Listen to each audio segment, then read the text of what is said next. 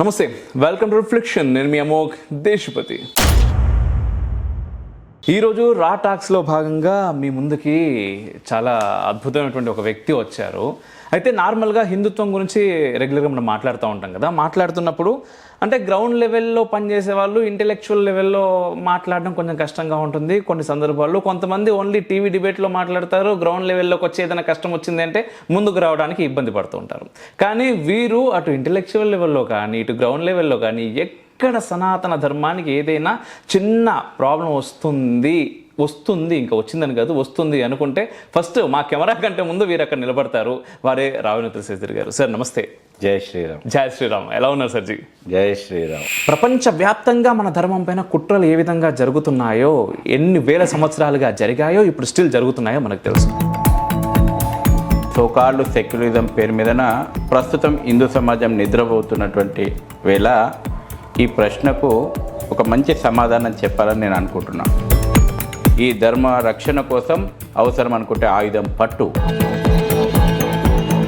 ఇప్పుడు మీరు శక్తివంతమైన హిందూ సమాజం కావాలంటున్నారు. హిందువుగా బతకొద్దు. హిందూ సింహాలు నిద్రపోతున్నాయి, లేపితే గాండ్రిస్తాయి. లేపాల్సిన పని నువ్వు నేను చేయాలి ఖచ్చితంగా. అయితే లేపాల్సినటువంటి పరిస్థితి ఎందుకు దాపురించింది అంటారు? ఇప్పుడు ప్రతి ఒక్కరు పాఠాలు ఇచ్చుడే. వాడు ఇవాళ సెక్యులర్ గురించి మాట్లాడుతున్నాడు, నిజమైనటువంటి మతోన్మాది అంట. నేను జై శ్రీరామ్ అంటే ఏమొస్తుందా నాకు అర్థం కాదు, మీకు తిండి కూడా పుట్టదు, మీ పిల్లలకు కూడా జై శ్రీరామ్ అనకుర్రి. ఒళ్ళు బల్పెక్కి శ్రీకృష్ణ జన్మస్థలంలో కూర్చొని అన్నమో రామచంద్ర అనేటువంటి రోజు ఆ దరిద్రునికి వస్తుంది.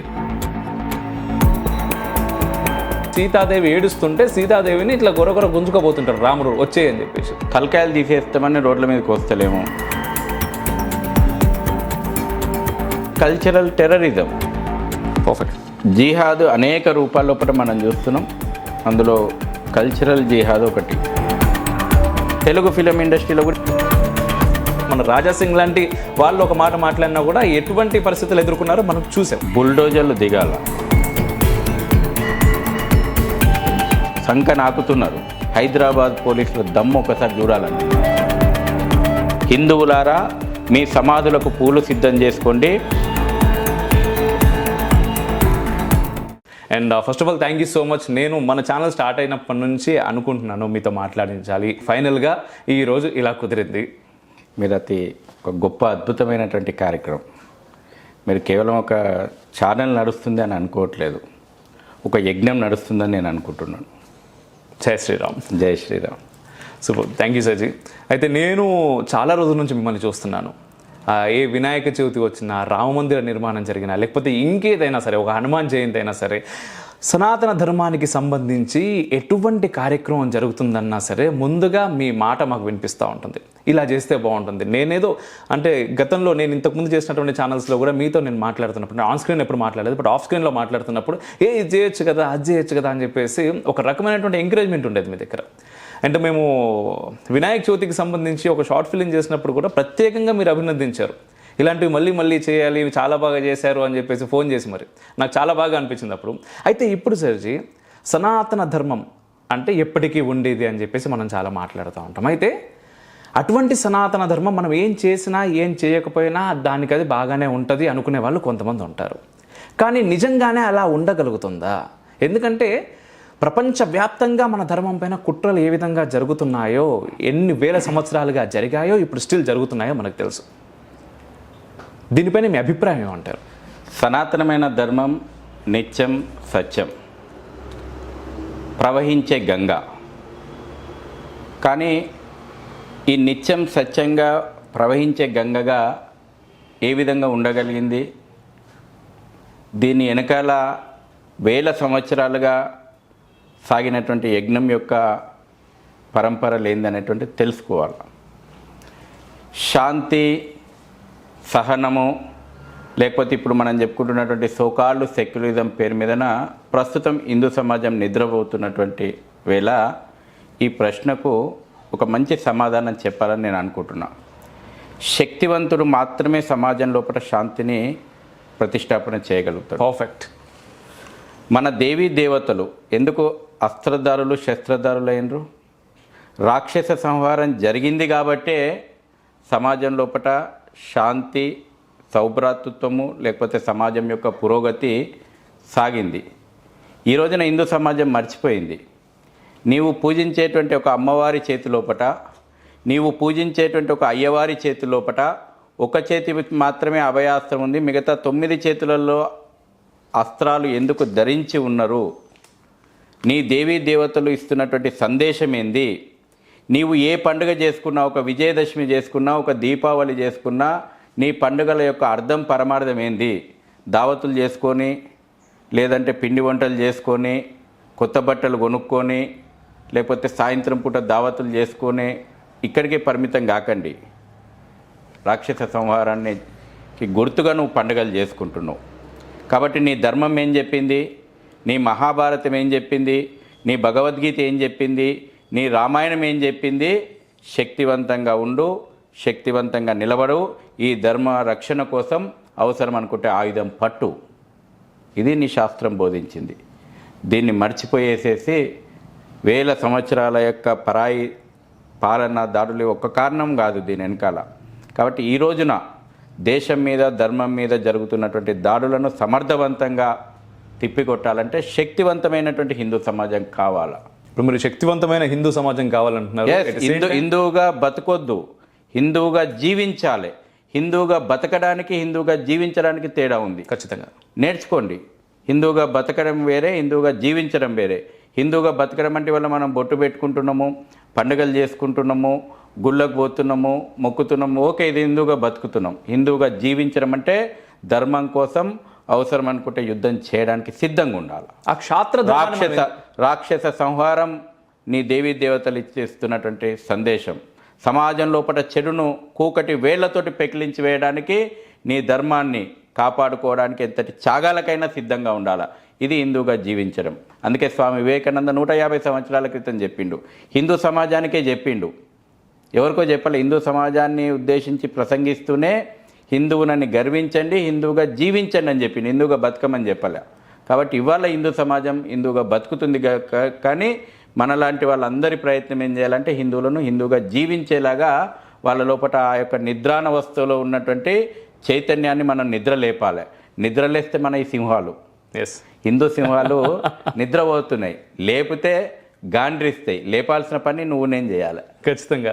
అయితే లేపాల్సినటువంటి పరిస్థితి ఎందుకు దాపురించింది అంటారు? ఇప్పుడు నిర్వీర్యత అంత బాగుందనేటువంటి ఒక భావన నేర్పిరుగా చాలా కాలంగా. శాంతి, సహనము, అహింస, స్వాతంత్రం వచ్చినాక ఇప్పుడు ఉన్నటువంటి కుహానా, సెక్యులరిజము, ప్రతి ఒక్కరు పాఠాలు ఇచ్చుడే. వాడు ఇవాళ సెక్యులర్ గురించి మాట్లాడుతున్నాడు, నిజమైనటువంటి మతోన్మాది అంట నేను. వాడు మతోన్మాది. ఇవాళ హిందుత్వాన్ని వ్యతిరేకించడమే సెక్యులరిజం అయిపోయింది. దేవీ దేవతలను తులనాడడమే సెక్యులరిజం అయిపోయింది. అప్పీజ్మెంట్ పాలిటిక్స్ ఇవాళ సెక్యులరిజం అయిపోయింది. ఇతరులకు అడగకుండా అన్నీ వడ్డించి పెట్టడం సెక్యులరిజం అయింది. చివరికి తీవ్రవాదాన్ని, ఈ దేశాన్ని తుకుడే చేస్తాము, ఈ దేశాన్ని ముక్కలు చేస్తాం అనేటువంటి వ్యక్తులను, శక్తులను సమర్థించడం ఇవాళ సెక్యులరిజం అయిపోయింది. ఇవాళ నిజమైనటువంటి హిందుత్వం ఈ కుహానా సెక్యులరిజాన్ని కుక్కటి వేళ్లతోటి పెకిలించాలా. ఈ దేశాన్ని, ధర్మాన్ని రక్షించుకోవాలా. సెక్యులరిజం పేరుతోటి వల్ల జరుగుతున్నటువంటి దేశ విచ్ఛిన్నకర శక్తుల యొక్క ఆగడాలను మనం తిప్పికొట్టాల్సినటువంటి అవసరం ఉంది. ఓపెన్ చెప్తున్న వాళ్ళ రాజకీయాలలో ఏమవుతుంది? Vote bank politics. వాళ్ళ హిందుత్వానికి వ్యతిరేకంగా ఎందుకు మాట్లాడుతున్నారు? దేశానికి వ్యతిరేకంగా ఎందుకు మాట్లాడుతున్నారు? ఈ దేశాన్ని అమ్మడానికి కూడా వెనుకాడనటువంటి కుహానా సెక్యులరిజం రాజకీయాలు నడుపుతున్నారు. ఈ కుహానా సెక్యులరిజం రాజకీయాలు అంటే నేను చెప్తున్నాను మతోన్మాద రాజకీయాలు ఇవి. ఈ దేశానికి, ఈ ధర్మానికి వ్యతిరేకమైనటువంటి రాజకీయాలు. అందులో సంకోచమే అవసరం లేదు. బేసిక్గా ధర్మం గురించి మాట్లాడిన వాడే మతోన్మాది అంటే. ఇవాళ మనం మతోన్మాదం అవుతాం. మనం జై శ్రీరామ్ అంటే మతోన్మాదం అవుతాం. జై శ్రీరామ్ అంటే ఏదో మైనార్టీలలో ఏదో భయం వచ్చేస్తుంది.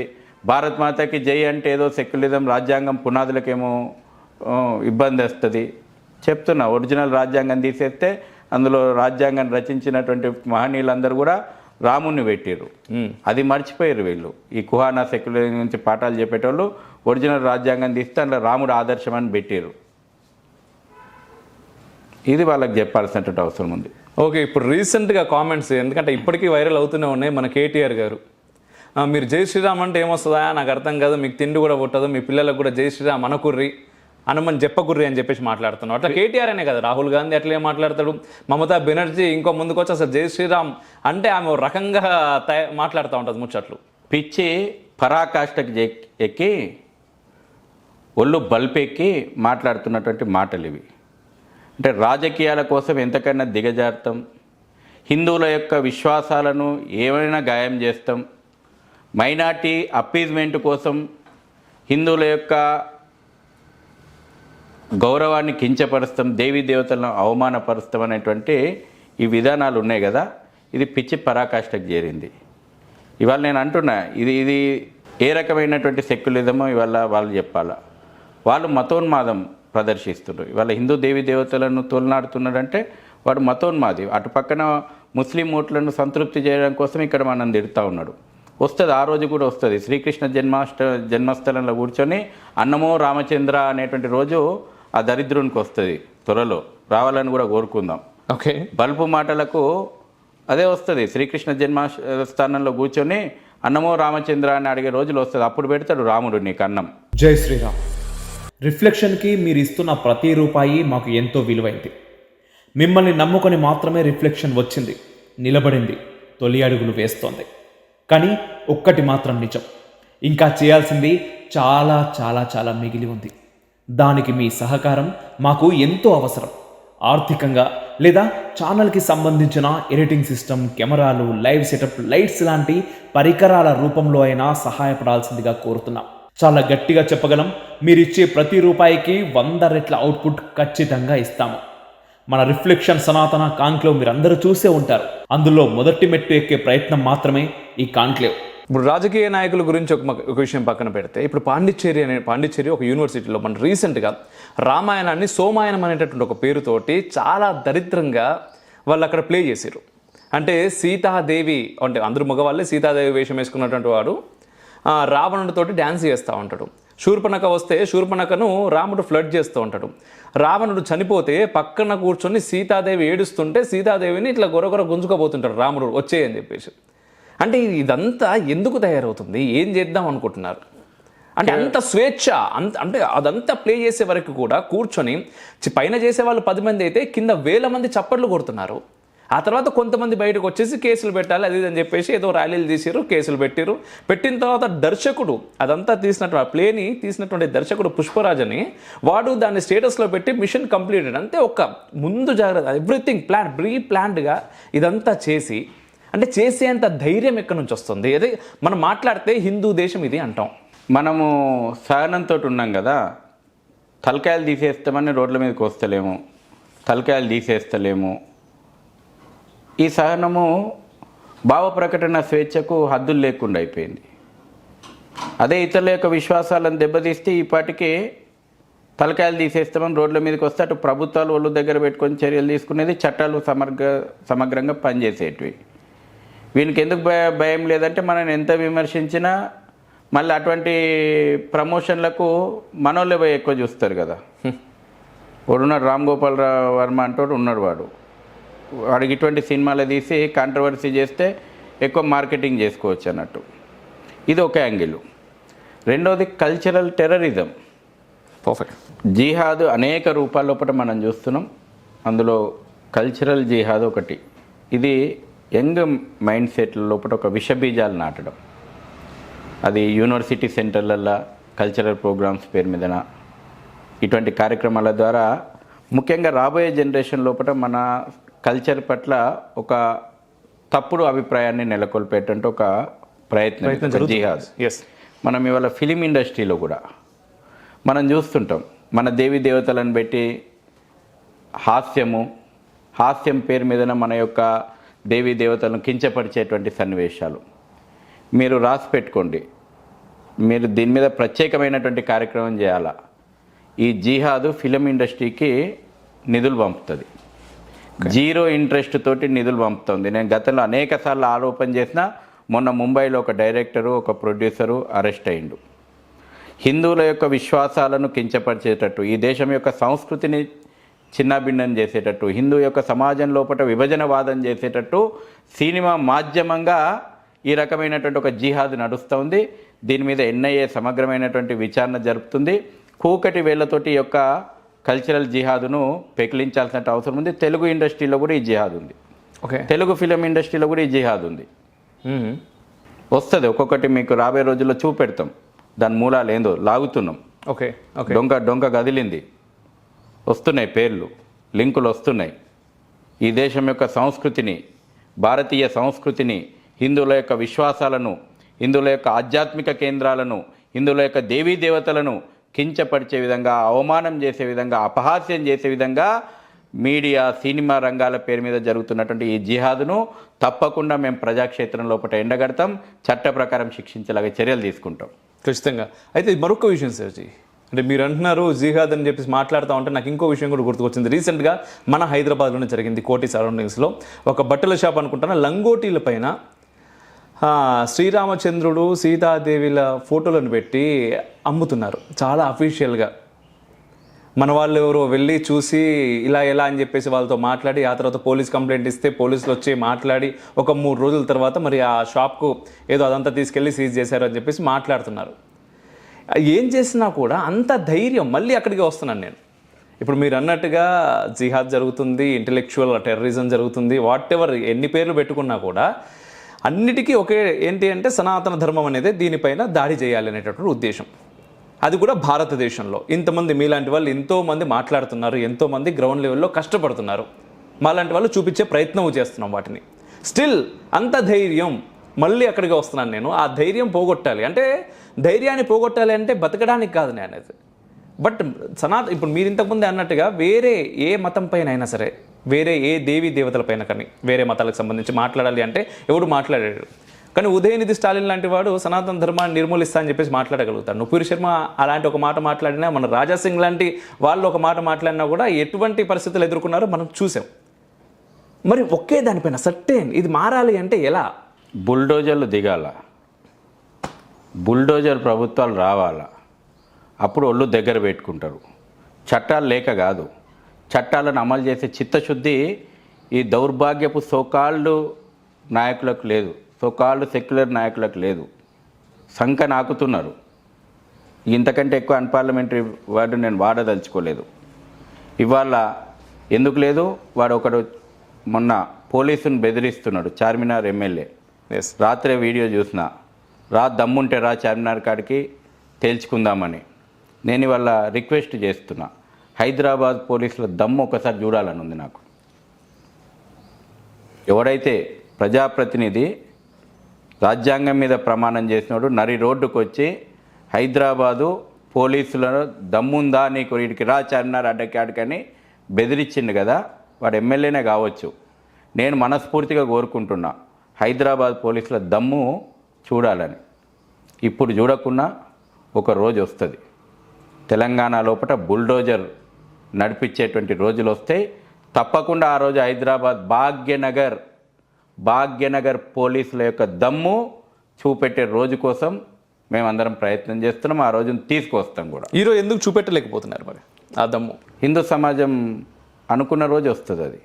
ఓకే, హిందూ ఓటు బ్యాంకు నిర్మాణమైన రోజు వస్తుంది. ఎందుకు ఇవాళ బలాదూర్గా వదిలిపెట్టినరు?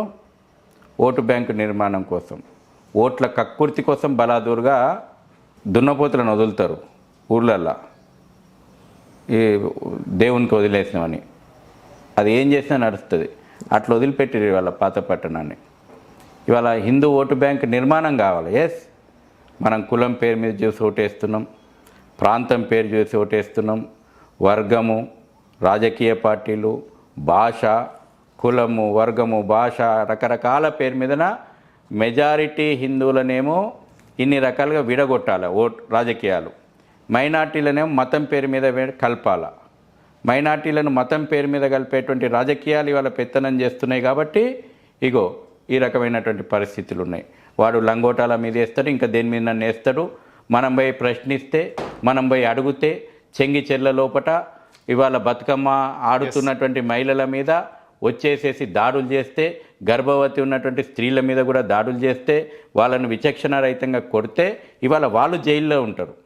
వాళ్ళపైన కేసులు కూడా ఉన్నాయి, ఎవరైతే సపోర్ట్ చేయడానికి వెళ్ళారో. ఎవరైతే సపోర్టింగ్ చేయడానికి పోతే మన కార్యకర్తల మీద కేసులు ఉన్నాయి, ఇవాళ జైల్లో ఉన్నారు. అవును. ఇవాళ దాడులు చేసినటువంటి వాడు బలాదూరుగా తిరుగుతూ ఉన్నాడు. ఇవాళ సౌండ్ పొల్యూషన్ గురించి ఇవాళ కేసులు పెట్టిర్రు. 365 రోజులు, రోజుకి 5 సార్లు వినబడతలేదా? పోదాంపా, హైకోర్టుకు పోదాం. హైకోర్టు చీఫ్ జస్టిస్ సాక్షిగా సౌండ్ పొల్యూషన్ రోజుకి 5 సార్లు వినబడుతున్నాయా, వినబడతలేవా? ఎక్కడనో అవసరం లేదు. సచివాలయం సాక్షిగా అయిందామా? ఖచ్చితంగా వినబడుతుంది. సెక్రటరియట్ సాక్షిగా అయిందామా? ప్రగతి భవన్ సాక్షిగా అయిందామా? హైకోర్టు సాక్షిగా అయిందామా? రోజుకి 5 సార్లు సౌండ్ పొల్యూషన్ అక్కడ ఎందుకు గుర్తొస్తలేదు? ఇవాళ హిందువులపైన చెంగిచెల్ల సంఘటన, ఇవాళ బాధితులైనటువంటి హిందువులపైన కేసులు పెట్టేసి ఇవాళ జైళ్ళకు పంపారు. హిందువుల యొక్క రిప్రజెంటేషన్ పోయి అధికారులకు చెప్పుకున్నారంటే ఇనే ఓపిక లేదు. అక్కడనేమో రోజుకు అందరినీ, ముస్లిం నాయకులందరినేమో నువ్వు వాళ్ళ పరిస్థితులు ఉద్రిక్తంగా ఉన్నప్పటికీ కూడా వాళ్ళని అక్కడికి పంపిస్తావు, వాళ్ళని పరామర్శించేటువంటి అవకాశాలు చేస్తావు. హిందువులు రోజువారీ కూలీలు, వాళ్ళకి ఇంత తినడానికి తిండి లేదు, అసలు ఏం జరిగిందో మేము పోయి కనుక్కుంటామంటే మమ్మల్ని అరెస్ట్ చేస్తారు, మా మీదనే కేసులు పెడతారు. ఇవాళ బాధితులకు అండగా ఉంటాము అని పోయినటువంటి వాళ్ళు జైళ్ళల్లోకి పోతారు, దాడులు చేసినటువంటి వాళ్ళు బలాదూరుగా తిరుగుతారు. ఈ పరిస్థితి హిందూ సమాజం ఆలోచన చేసుకోవాలి. అందుకే వాళ్ళ మొన్న ఒక అమ్మాయి మాట్లాడింది, ధర్మం వైపు మేము నిలబడతాము, మేము స్టార్ట్ చేసినాం యుద్ధం అని చెప్పింది. ఇది చైతన్యం రావాలి హిందూ సమాజం లోపల. ఈ ప్రజాస్వామ్యం లోపల మనం అవుననుకున్నా కాదనుకున్నా ప్రభుత్వాలు వ్యక్తిగత జీవితాలలో కూడా ఏళ్ళు పెడుతున్నాయి, వ్యక్తిగత జీవితాలలో కూడా తొంగి చూస్తున్నాయి ప్రభుత్వాలు. ప్రతి విషయం లోపల ప్రభుత్వాల ప్రమేయం పెరిగింది. కాబట్టి హిందూ ఓటు బ్యాంకు నిర్మాణం కావాల్సిందే, బుల్డోజర్ ప్రభుత్వం రావాల్సిందే. భాగ్యనగర్ పోలీసుల దమ్మెట్లుంటుందో అయ్యాల చూపెడతాం. ఓకే, మీరు నేను కూడా ఆ రోజు ప్రత్యక్షంగా అక్కడ ఆ దమ్మును చూస్తేందుకు పోదాం. ఖచ్చితంగా కెమెరాలు పట్టుకొని పోదాం, కెమెరాల సాక్షిగా చూపెడదాం. కూకటి వేళ్లతోటి ఈ మతోన్మాదాన్ని, ఈ రజాకార్ భావజాలాన్ని హైదరాబాద్ నుంచి, భాగ్యనగరం నుంచి తరిమి కొట్టాల్సినటువంటి రోజులు దగ్గరలో మనం చేసి చూపెట్టాల్సిన అవసరం ఉంది. ఇప్పుడు ఇలా మాట్లాడుతున్నారు కదా, మీరు మాట్లాడుతుంటే చెప్తున్నాను, ఖచ్చితంగా చాలామంది ఇంత మతోన్మాదం ఎందుకు మీకు అని చెప్పేసి మాట్లాడే వాళ్ళు ఉంటారు. దాంట్లో ఎక్కువ మంది హిందువులే ఉంటారు. అంటే ఎందుకంటే నేను రెగ్యులర్గా మన ఛానల్ కామెంట్స్ నేను చదువుతూ ఉంటాను, దాంట్లో కూడా చాలామంది మాట్లాడుతూ ఉంటారు, ఎందుకురా నువ్వు మతాల మధ్య చిచ్చులు పెట్టి అది చేస్తున్నావు ఇది చేస్తున్నావు అని చెప్పేసి చాలామంది మాట్లాడుతున్నప్పుడు నవ్వొస్తూ ఉంటుంది నాకు. ఇప్పుడు ఒక ముస్లిం పైన దాడి జరిగితే, ఓపెన్గా చెప్తున్నాను, ఒక ముస్లిం పైన దాడి జరిగితే మన దేశంలో ఎక్కడైనా ప్రపంచవ్యాప్తంగా అది చాలా పెద్ద ఇష్యూ అవుతుంది. కానీ హిందువులను కోత కోసినా కూడా అది అట్లీస్ట్ ఆ పక్కోడికి కూడా తెలియదు. ఇప్పుడు భైంసా విషయం మనం చూసినట్టయితే ఒకసారి భైంసాలో చాలా పెద్ద అల్లర్లు జరిగాయి, చాలామంది అట్లీస్ట్ వాళ్ళ సర్వస్వాన్ని కోల్పోయారు. బట్ భైంసా దాటి ఆ విషయం చాలా మట్టుకు బయటకు రాలేదు. ఇప్పుడు చెంగిచెర్ల విషయం కూడా అలాగే అనగదొక్కే ప్రయత్నం చేశారు, కొంత మట్టుకు బయటకు వచ్చింది. మరి దీన్ని మనం ఎలా చూడొచ్చు? అందుకే నేను చెప్పిన దీనికి అన్నిటికీ పరిష్కారం ఒకటే, హిందువుగా బతికేటోడు హిందువుగా జీవించడానికి రావాలా. ఆ రోజున అన్నిట్లల్లో మార్పు కడతాయి. ఈ ఓటు బ్యాంక్ రాజకీయాలకు పులి స్టాప్ పడుతుంది. ఇవాళ ఎందుకు వాతావరణం మొత్తం దేశమంతా వాతావరణం వచ్చింది. అయోధ్యలో గుడి కట్టుకున్నాం, 500 సంవత్సరాల తర్వాత అయోధ్యలో వాతావరణం గుడి కట్టిన తర్వాత దేశమంతా వాతావరణం వచ్చింది. ఇవాళ గడిచిన 10 సంవత్సరాల కాలంగా హిందువుల లోపల వస్తున్నటువంటి స్వాభిమానం ఇవాళ దేశం లోపల అనేక విషయాల లోపల మనకు మార్పు కనబడుతుంది. అందుకే నేను బాపనాయన్ని ఆయన ఒక ఆయన అంగిమించి జంజం వేసుకొని పూజలు చేసేందుకు రాహుల్ గాంధీ ముందుకు వస్తున్నాడు. నేను దుర్గామాత పూజ చేస్తా అని మమతా బెనర్జీ అంటుంది. ఇట్లా మేము కూడా పూజలు చేస్తాము, మేము కూడా భయంకరమైనటువంటి హిందువులమని కేసీఆర్ అంటాడు. వస్తుంది వీళ్ళని కూడా హిందువులుగా బతికేతోళ్ళను హిందువులుగా జీవించేలాగా వీళ్ళ లోపల కూడా వీళ్ళందరినీ కూడా హిందువుగా జీవించేలాగా చేసేటువంటి రోజు కోసమే మనందరి ప్రయత్నం నడుస్తుంది. ఇవాళ జై శ్రీరామ్ అని ఎందుకు అనొద్దు అంటున్నాడు కేటీఆర్ అంటాడు. మమతా బెనర్జీకి వచ్చిన భయం ఏంది, కమ్యూనిస్టులకు వచ్చిన గుబులేంది, ఇవాళ ఏంది వీళ్ళ భయం అంతా? జై శ్రీరామ్ ఈ స్వాభిమానాన్ని తట్టి లేపుతుంది. మనదైనటువంటి గొప్పదైనటువంటి ఒక వీరోచితమైనటువంటి చరిత్రను మనకు గుర్తు చేస్తుంది. ఇవాళ ఒక సంఘటన, సావర్కర్ సినిమా విడుదలైంది. సావర్కర్ సినిమా విడుదలైనాక ఆ సినిమాను చూస్తే మనము ఒక సంఘటన మనం గుర్తు చేసుకోవాలి. ఎందుకంటే నేను పదే హిందువుగా బతకడాన్ని హిందువుగా జీవించడాన్ని కంపేర్ చేస్తున్నా కాబట్టి 1905లో ఇండియన్ హౌస్ లోపల బ్రిటన్ లోపల విజయదశమి ఉత్సవం అయింది. మహాత్మా గాంధీ స్పీచ్ ఇచ్చిండు. రాముని యొక్క ప్రేమ, సహనము, శాంతి, సౌభ్రాతృత్వము ప్రతీకగా విజయదశమిని మనం జరుపుకుంటున్నాము అని మహాత్మా గాంధీ ఉపన్యాసంలో గుర్తు చేస్తే, ఆ తర్వాత మాట్లాడినటువంటి వీర సావర్కర్ రాముడు ధర్మ సంస్థాపన కోసం రావణ వధను చేసినటువంటి విషయాన్ని గుర్తు చేసి విజయదశమి ఎందుకు జరుపుకోవాలనో ఆ యొక్క పరిపూర్ణమైనటువంటి అర్థాన్ని ఇచ్చిండు. కాబట్టి ఈరోజు కూడా హిందూ సమాజం తన యొక్క కర్తవ్యాన్ని గుర్తు చేసుకోవాల్సిన అవసరం ఉంది. ఈ దేశాన్ని, ధర్మాన్ని కాపాడుకోవడం కోసం మన పూర్వీకులు ఆ త్యాగాలు చేసిర్రు. మన పూర్వీకులు ఆ త్యాగాలు చేసినాం కాబట్టి ఇవాళ మనం హిందూగా బతుకుతున్నాం. మన తాత ముత్తాతలు, మన అవ్వమ్మలు ఎన్ని త్యాగాలు చేసిర్రు. బొట్టు పెట్టుకుంటే తలలు తెగిపడ్డ రోజులు ఉన్నాయి, జుట్టు పెంచుకుంటే తలలు తెగిపడ్డటువంటి రోజులు ఉన్నాయి. అయినా ఈ ధర్మానికి రక్షిస్తాము, ఎదుటి రాక్షసుల ముందు తల వంచమని అన్నారు. వీరోచితమైనటువంటి పోరాటాలు చేసిండ్రు. ఆ వీరోచితమైనటువంటి పోరాటాలు, త్యాగాలు, రక్త తర్పణాలు, బలిదానాలు కారణంగా ఇవాళ మనం హిందూగా ఉన్నాం. ఈ దేశం ధర్మం సురక్షితంగా ఉంది. ఎస్ఐజీ, మీరు చెప్తున్నారు. అయితే నా ప్రశ్న మన కామెంట్స్ గురించి చెప్పాను. హిందువులు కామెంట్స్ పెడుతురని. హిందువులే ఎక్కువగా. ఆ హిందువులకే నేను చెప్తున్నా, వేల సంవత్సరాలుగా మతోన్మాద జిహాదీల పాలన లోపట మన ఆడపిల్లలు నడి రోడ్డు పైన అకృత్యాలు, అత్యాచారాలకు గురైనరు. మన హిందూ సోదరులు తలలు తెగిపడ్డాయి. లక్షలాది తలలు, వెలకట్టలేని తలలు తెగిపడ్డాయి. వాటన్నిటి మీద పోరాటాలు చేసుకొని మనం 1947 ఆగస్టు 15 రోజున స్వాతంత్రం అనేటువంటి దాన్ని ఒకదాన్ని తెచ్చుకున్నాం. దేశాన్ని మతం పేరు మీద ముక్కలు చేసి తెచ్చుకున్నాం. ఆ రోజున కూడా పక్కన జాతీయ పతాకం ఎర్రకోట పైన స్వాతంత్రం పేరు మీద ఎగురుతుంటే కూడా లక్షలాది హిందువుల యొక్క శవాలు కుప్పలు కుప్పలు ట్రైన్లలో భారతదేశానికి పార్సల్ అయినాయి.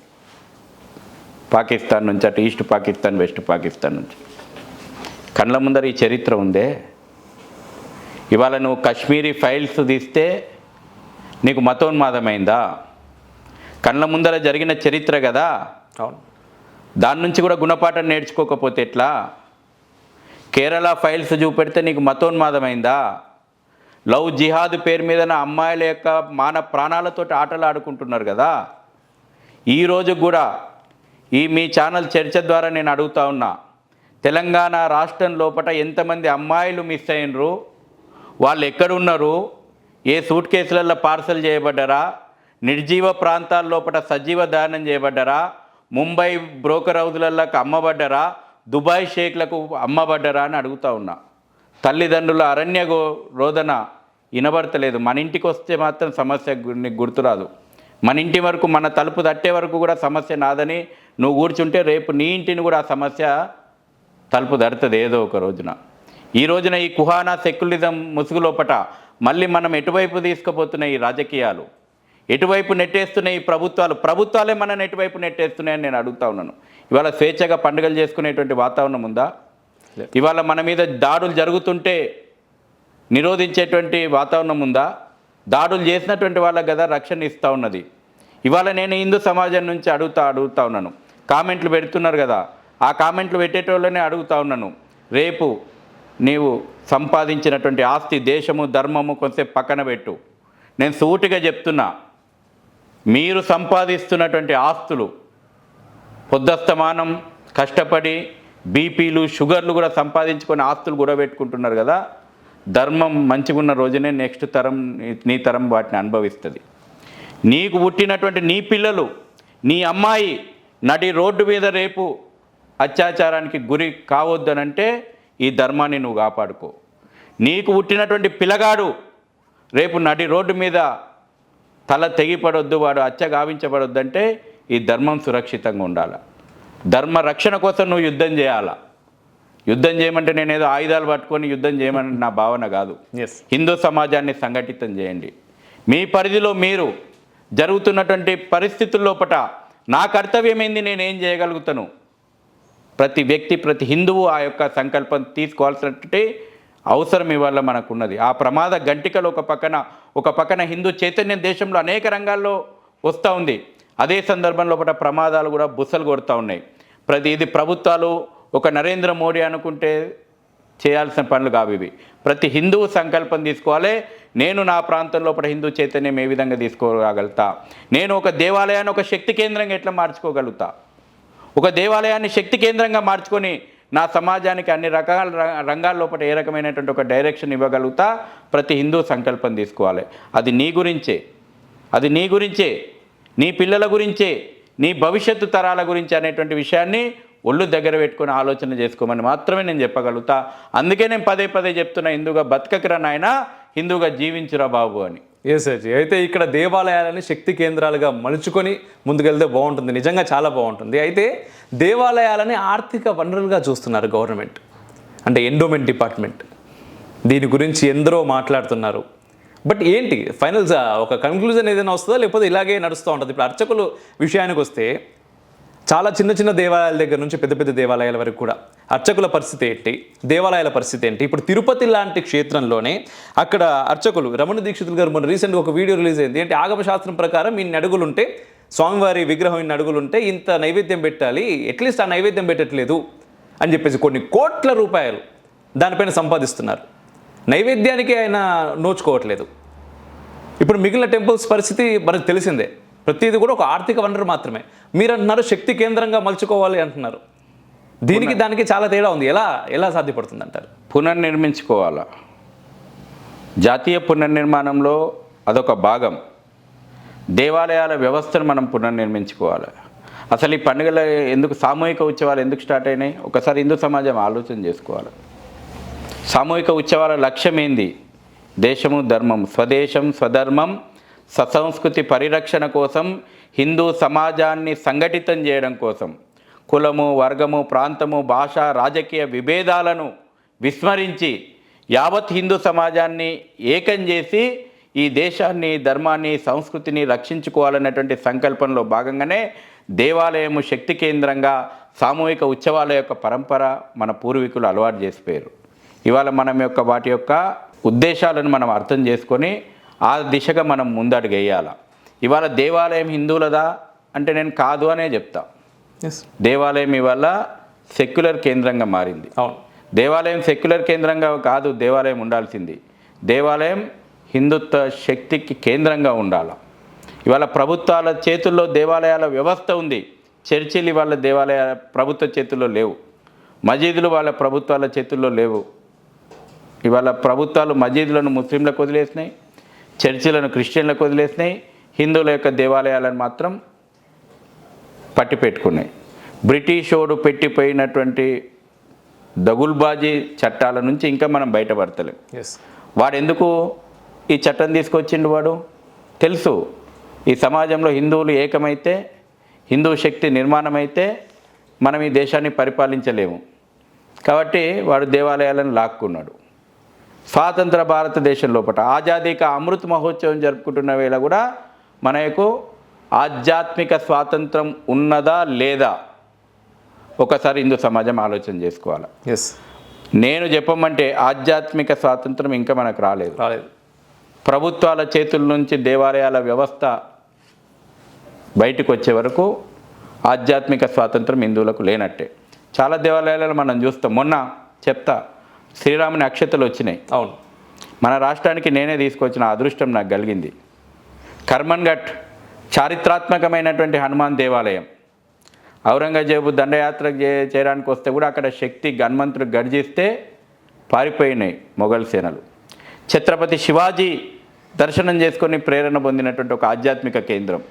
శ్రీరాముని అక్షతలు తెలంగాణకు వస్తే అక్కడటువంటి ఈవో వాడు నేను అలో చేయను అంటాడు. ఎండోమెంట్ డిపార్ట్మెంటు మేము అలో చేయమని అంటుంది. అయోధ్య రాముని అక్షతలు చారిత్రాత్మక దేవాలయంలో పూజా కార్యక్రమానికి మేము పూజ నిర్వహించి అక్కడి నుంచి మేము రాష్ట్రంలో కార్యక్రమాలు ప్రారంభం చేస్తామంటే చెప్పు దిగుతుందని సమాధానం చెప్పినాక అప్పుడు తోకముడిచిపోయి ముఖం చాటేస్తే మాకు మేమైపోయి కార్యక్రమాలు చేసుకున్నాం. అంటే ఈ విషయం నేను ఎందుకు ప్రస్తావన తెస్తున్నా అంటే దేవాలయాలు, ప్రభుత్వాల దేవాలయాల లోపల ఇవాళ ఈ రకమైనటువంటి పరిస్థితి ఉంది. అక్కడ జై శ్రీరామ్ అంటే కూడా అనొద్దు. రాబోయే రోజుల్లోపట మంత్రాలు కూడా చెప్తారేమోగా, ఏవి సెక్యులర్ మంత్రాలు, ఈ మంత్రం చదివితే మైనార్టీల లోపల అభద్రత వస్తుంది కాబట్టి ఈ మంత్రాలు చదవద్దు. అలాగే ఉంది పరిస్థితి.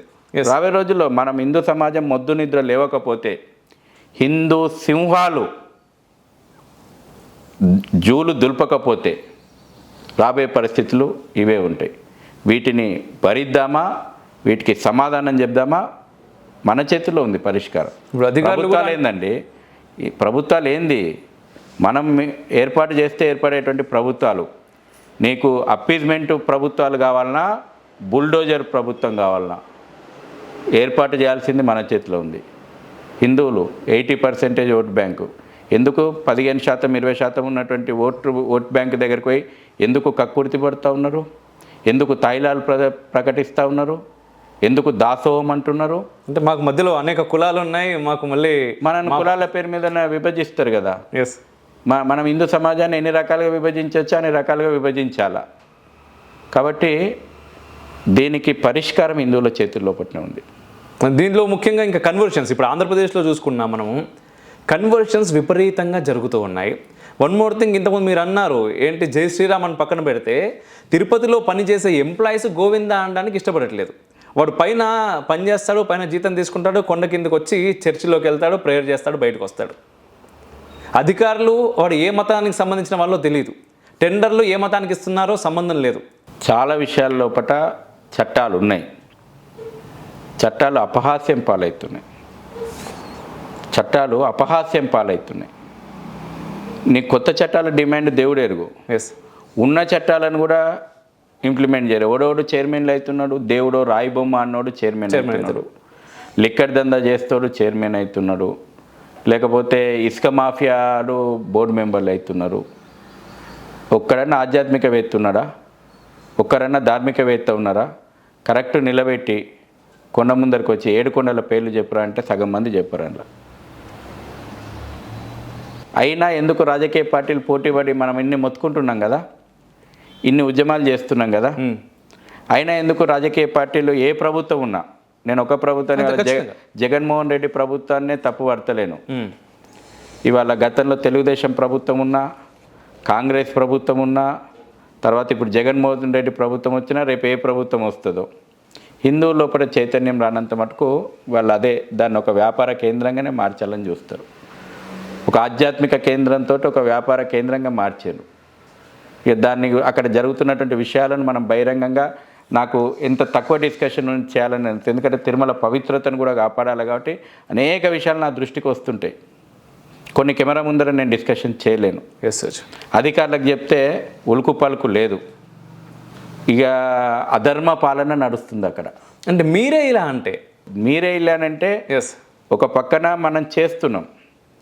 మనం చేస్తున్నటువంటి పోరాటాల లోపల యావత్ హిందూ సమాజం కూడా కలిసి రావాలి. ఆ రోజు అధికారం అని ఉండాలి, లేకపోతే భర్తే పట్టుకుంటే భయం అని ఉండాలి. ఎస్, రెండిట్లో లేదని ఉండాలి. పెన్నుతోటన్నా చేయాలా, భర్తీతోటన్నా చేయాలి. ఓకే, విహెచ్పి ఏం చేయబోతుంది మరి ఇప్పుడు? ఇప్పుడైతే మేము పెన్ను లేదు కాబట్టి మేము భర్తీతోటే చేయాలి, హిందూ సమాజం మాతోటి ఎంబడి రావాలనే ఉద్యమాలు చేస్తున్నాం. ఓకే, ప్రజలు కోరుకున్న రోజున మన జాతీయవాద ఆలోచనలు ఉన్నటువంటి ప్రభుత్వాలు, ఇవాళ రాష్ట్ర ప్రభుత్వాల చేతిలో దేవాలయాలు ఉంటాయి కాబట్టి పెన్ను పెట్టే రోజున ఖచ్చితంగా మార్పులు ఇవాళ వస్తలేవా? ఉత్తరప్రదేశ్ లోపల మార్పులు చూస్తలేమా, మనం మధ్యప్రదేశ్లో మనం మార్పులు చూస్తలేమా, ఉత్తరాఖండ్లో చూడలేదా, రాజస్థాన్లో చూడలేదా? కాబట్టి ఆ రకమైనటువంటి మార్పులు రావాలంటే ఖచ్చితంగా జాతీయవాద ప్రభుత్వాల ఏర్పాటు ఆవశ్యకత ఉంది. అప్పటి వరకు మనం భర్త పెట్టాల్సిందే. ఇప్పుడు ఈ విషయం దాదాపుగా జనాలకు కూడా అందరికీ తెలుసు. ఇప్పుడు రీసెంట్గా కర్ణాటక గవర్నమెంట్ మనం చూసుకున్నట్టయితే వాడు ట్యాక్స్ వేస్తున్నాడు హిందూ దేవాలయాలు ట్యాక్స్ వేస్తా అంటున్నాడు. మరి అటువంటి ప్రభుత్వాలు మనమే కదా ఎన్నుకున్నది. ఎస్, అటువంటి ప్రభుత్వాలు ఎవరు ఎన్నుకున్నారు? అంటే మనం ఎప్పుడు మారుతాం, అసలు మారుతామా? మార్చే ప్రయత్నమే కదా ఇవాళ. నీ డిబేటు నా డిబేటు ఇది జనాలకు చేరాలే. ఇది చూసినోడు నిజంగా ఈ డిబేట్ చూసి కొంచెం ఆవేదన చెందినటువంటి వాడు నలుగురికి చేరేలాగా ప్రయత్నం చేస్తే ఖచ్చితంగా నేను అదే అంటున్నా, హిందూ సమాజం ఒక్కసారిగిన మనది సహనం ఇప్పటి నుంచి కాదు, మన ధర్మం విశ్వమానవాళి క్షేమాన్ని కోరుకుంటుంది. అమ్మవారు శాంతి స్వరూపిణి, కానీ ఆదిశక్తి అవతారం ఎత్తినప్పుడు ఏది ఆగదు. చరిత్రలో చాలా ఉన్నాయి. ఎందుకు ఇవాళ అనేక నాగరికతలు వచ్చినాయి, పుట్టినాయి, వాళ్ళ మ్యూజియాలలో పరిమితమైనవి. గ్రీకు నాగరికత, ఈజిప్టు నాగరికత, మెసపటోనియా నాగరికత అన్నీ వాళ్ళ మ్యూజియాలలో చూస్తాం. భారతీయ నాగరికత సనాతన ధర్మం మాత్రమే నిత్యం సనాతనం సత్యం నిత్యం ప్రవహించే గంగా, లేదా ఎప్పుడు ఇట్లనే ఉన్నది. కానీ సమయం వచ్చినప్పుడు మాత్రం ఈ సింహాలు జూలు దులిపితే మాత్రం మిగతా అన్ని బలాదూర్ కొట్టుకుపోవాల్సిందే. ఆ రోజు ఖచ్చితంగా కాలచక్రం లోపల అనేక సార్లు వచ్చింది, అనేక సార్లు ఈ రుగ్మతలు వచ్చినాయి, అనేక మహనీయులు జన్మనెత్తిండ్రు, అనేక మంది మహనీయులు హిందూ సమాజాన్ని చైతన్యం చేసిండ్రు. ఒక ఆదిశంకరుల అవతారం అయితేంది, ఒక రామానుజుల అవతారం అయితేంది, ఒక ఛత్రపతి శివాజీ అవతారం అయితేనేంది, ఒక స్వామి వివేకానంద అవతారం అయితేనేంది, ఇట్లా చెప్పుకోవాలనుకుంటే అనేక మంది మహనీయులు ఎప్పటికప్పుడు ఈ సమాజంలో ఉన్నటువంటి ఈ నిద్రావస్థలో ఉన్నటువంటి సమాజాన్ని తట్టిలేపినరు. రిజల్ట్ కనబడ్డది. ఇప్పుడు కూడా మనం తట్టిలేపే ప్రయత్నంలో ఉన్నాం. పూర్తి విశ్వాసం ఉంది హిందూ సమాజం సింహాలు నిద్రలేస్తాయి, నిద్రలేసి ఈ రాక్షస సంహారాన్ని చేసి తీరుతాయి. ఇందులో నో డౌట్. ఒకరోజు అటు ఇటు. ఓకే, అయితే మీరు అంటున్నారు శక్తి ఆదిపరాశక్తి అని చెప్పేసి, అక్కడ రాహుల్ గాంధీ అంటున్నాడు నేను శక్తితోటి పోరాడతా అంటున్నాడు. అదే వాడు రాక్షసుడు కదా. మీరు ఇప్పుడు రాక్షస సంహారం జరగాలంటున్నారు. రాక్షసులు పోరాడడానికి సిద్ధంగా ఉన్నారు. యుద్ధం ముహూర్తం నిర్ణయించాల్సింది మనమే. ఆల్రెడీ నిర్ణయానికి దగ్గరలో ముహూర్తం పెట్టే రోజులు వచ్చినాయి. వాడు రాక్షసుడు. వాడు శక్తి మీద పోరాటం చేయకపోతే ఇంకా దేని మీద పోరాటం చేస్తాడు? వాడి అవతారాలు, వాడి జన్మలు, వాడి యొక్క గుణాలే శక్తి మీద పోరాటం చేస్తేందుకు పుట్టిన పుట్టుకలు అవి. వాళ్ళు సిద్ధంగా ఉన్నారు. ఓకే, మన పోరాటం ముహూర్తం పెట్టి సిద్ధం చేస్తే రాక్షస సంహారం జరుగుతుంది. ఈ భూమి లోపల ఎప్పటికైనా ధర్మాందే విజయం. ఓకే, అనేక మంది రాక్షసులు చరిత్ర చూడు, గెలికి గెలికి గెలికి గెలికి గెలికి గెలికి గెలికి దైవాన్ని రా యుద్ధానికని ప్రేరేపిస్తారు. వాడు ఉంటాడు 100 తప్పులు చేసే వరకు శ్రీకృష్ణుడు అవకాశం ఇచ్చిండు శిశుపాలునికి అన్నట్టు. అట్లనే మిగతా రాక్షసుల చరిత్ర అంతా కూడా ఎట్లుంటుందంటే, దేవుడు వానికి అనేక అవకాశాలు ఇద్దాంలే మారుతాడని అనుకుంటాడు. వాడు మారడు. వాడు గెలికి గెలికి గెలికి దేవుని మీద యుద్ధానికి వచ్చి ఇక తప్పని పరిస్థితిలో ఒక ఆయుధం వదలంగానే వాడిని సంహారం అయిపోతుంది. ఇప్పుడు ఆ భావజాలం, నేను ఇక్కడ మాట్లాడుతుంది వ్యక్తుల యొక్క నిర్మూలన గురించి కాదు.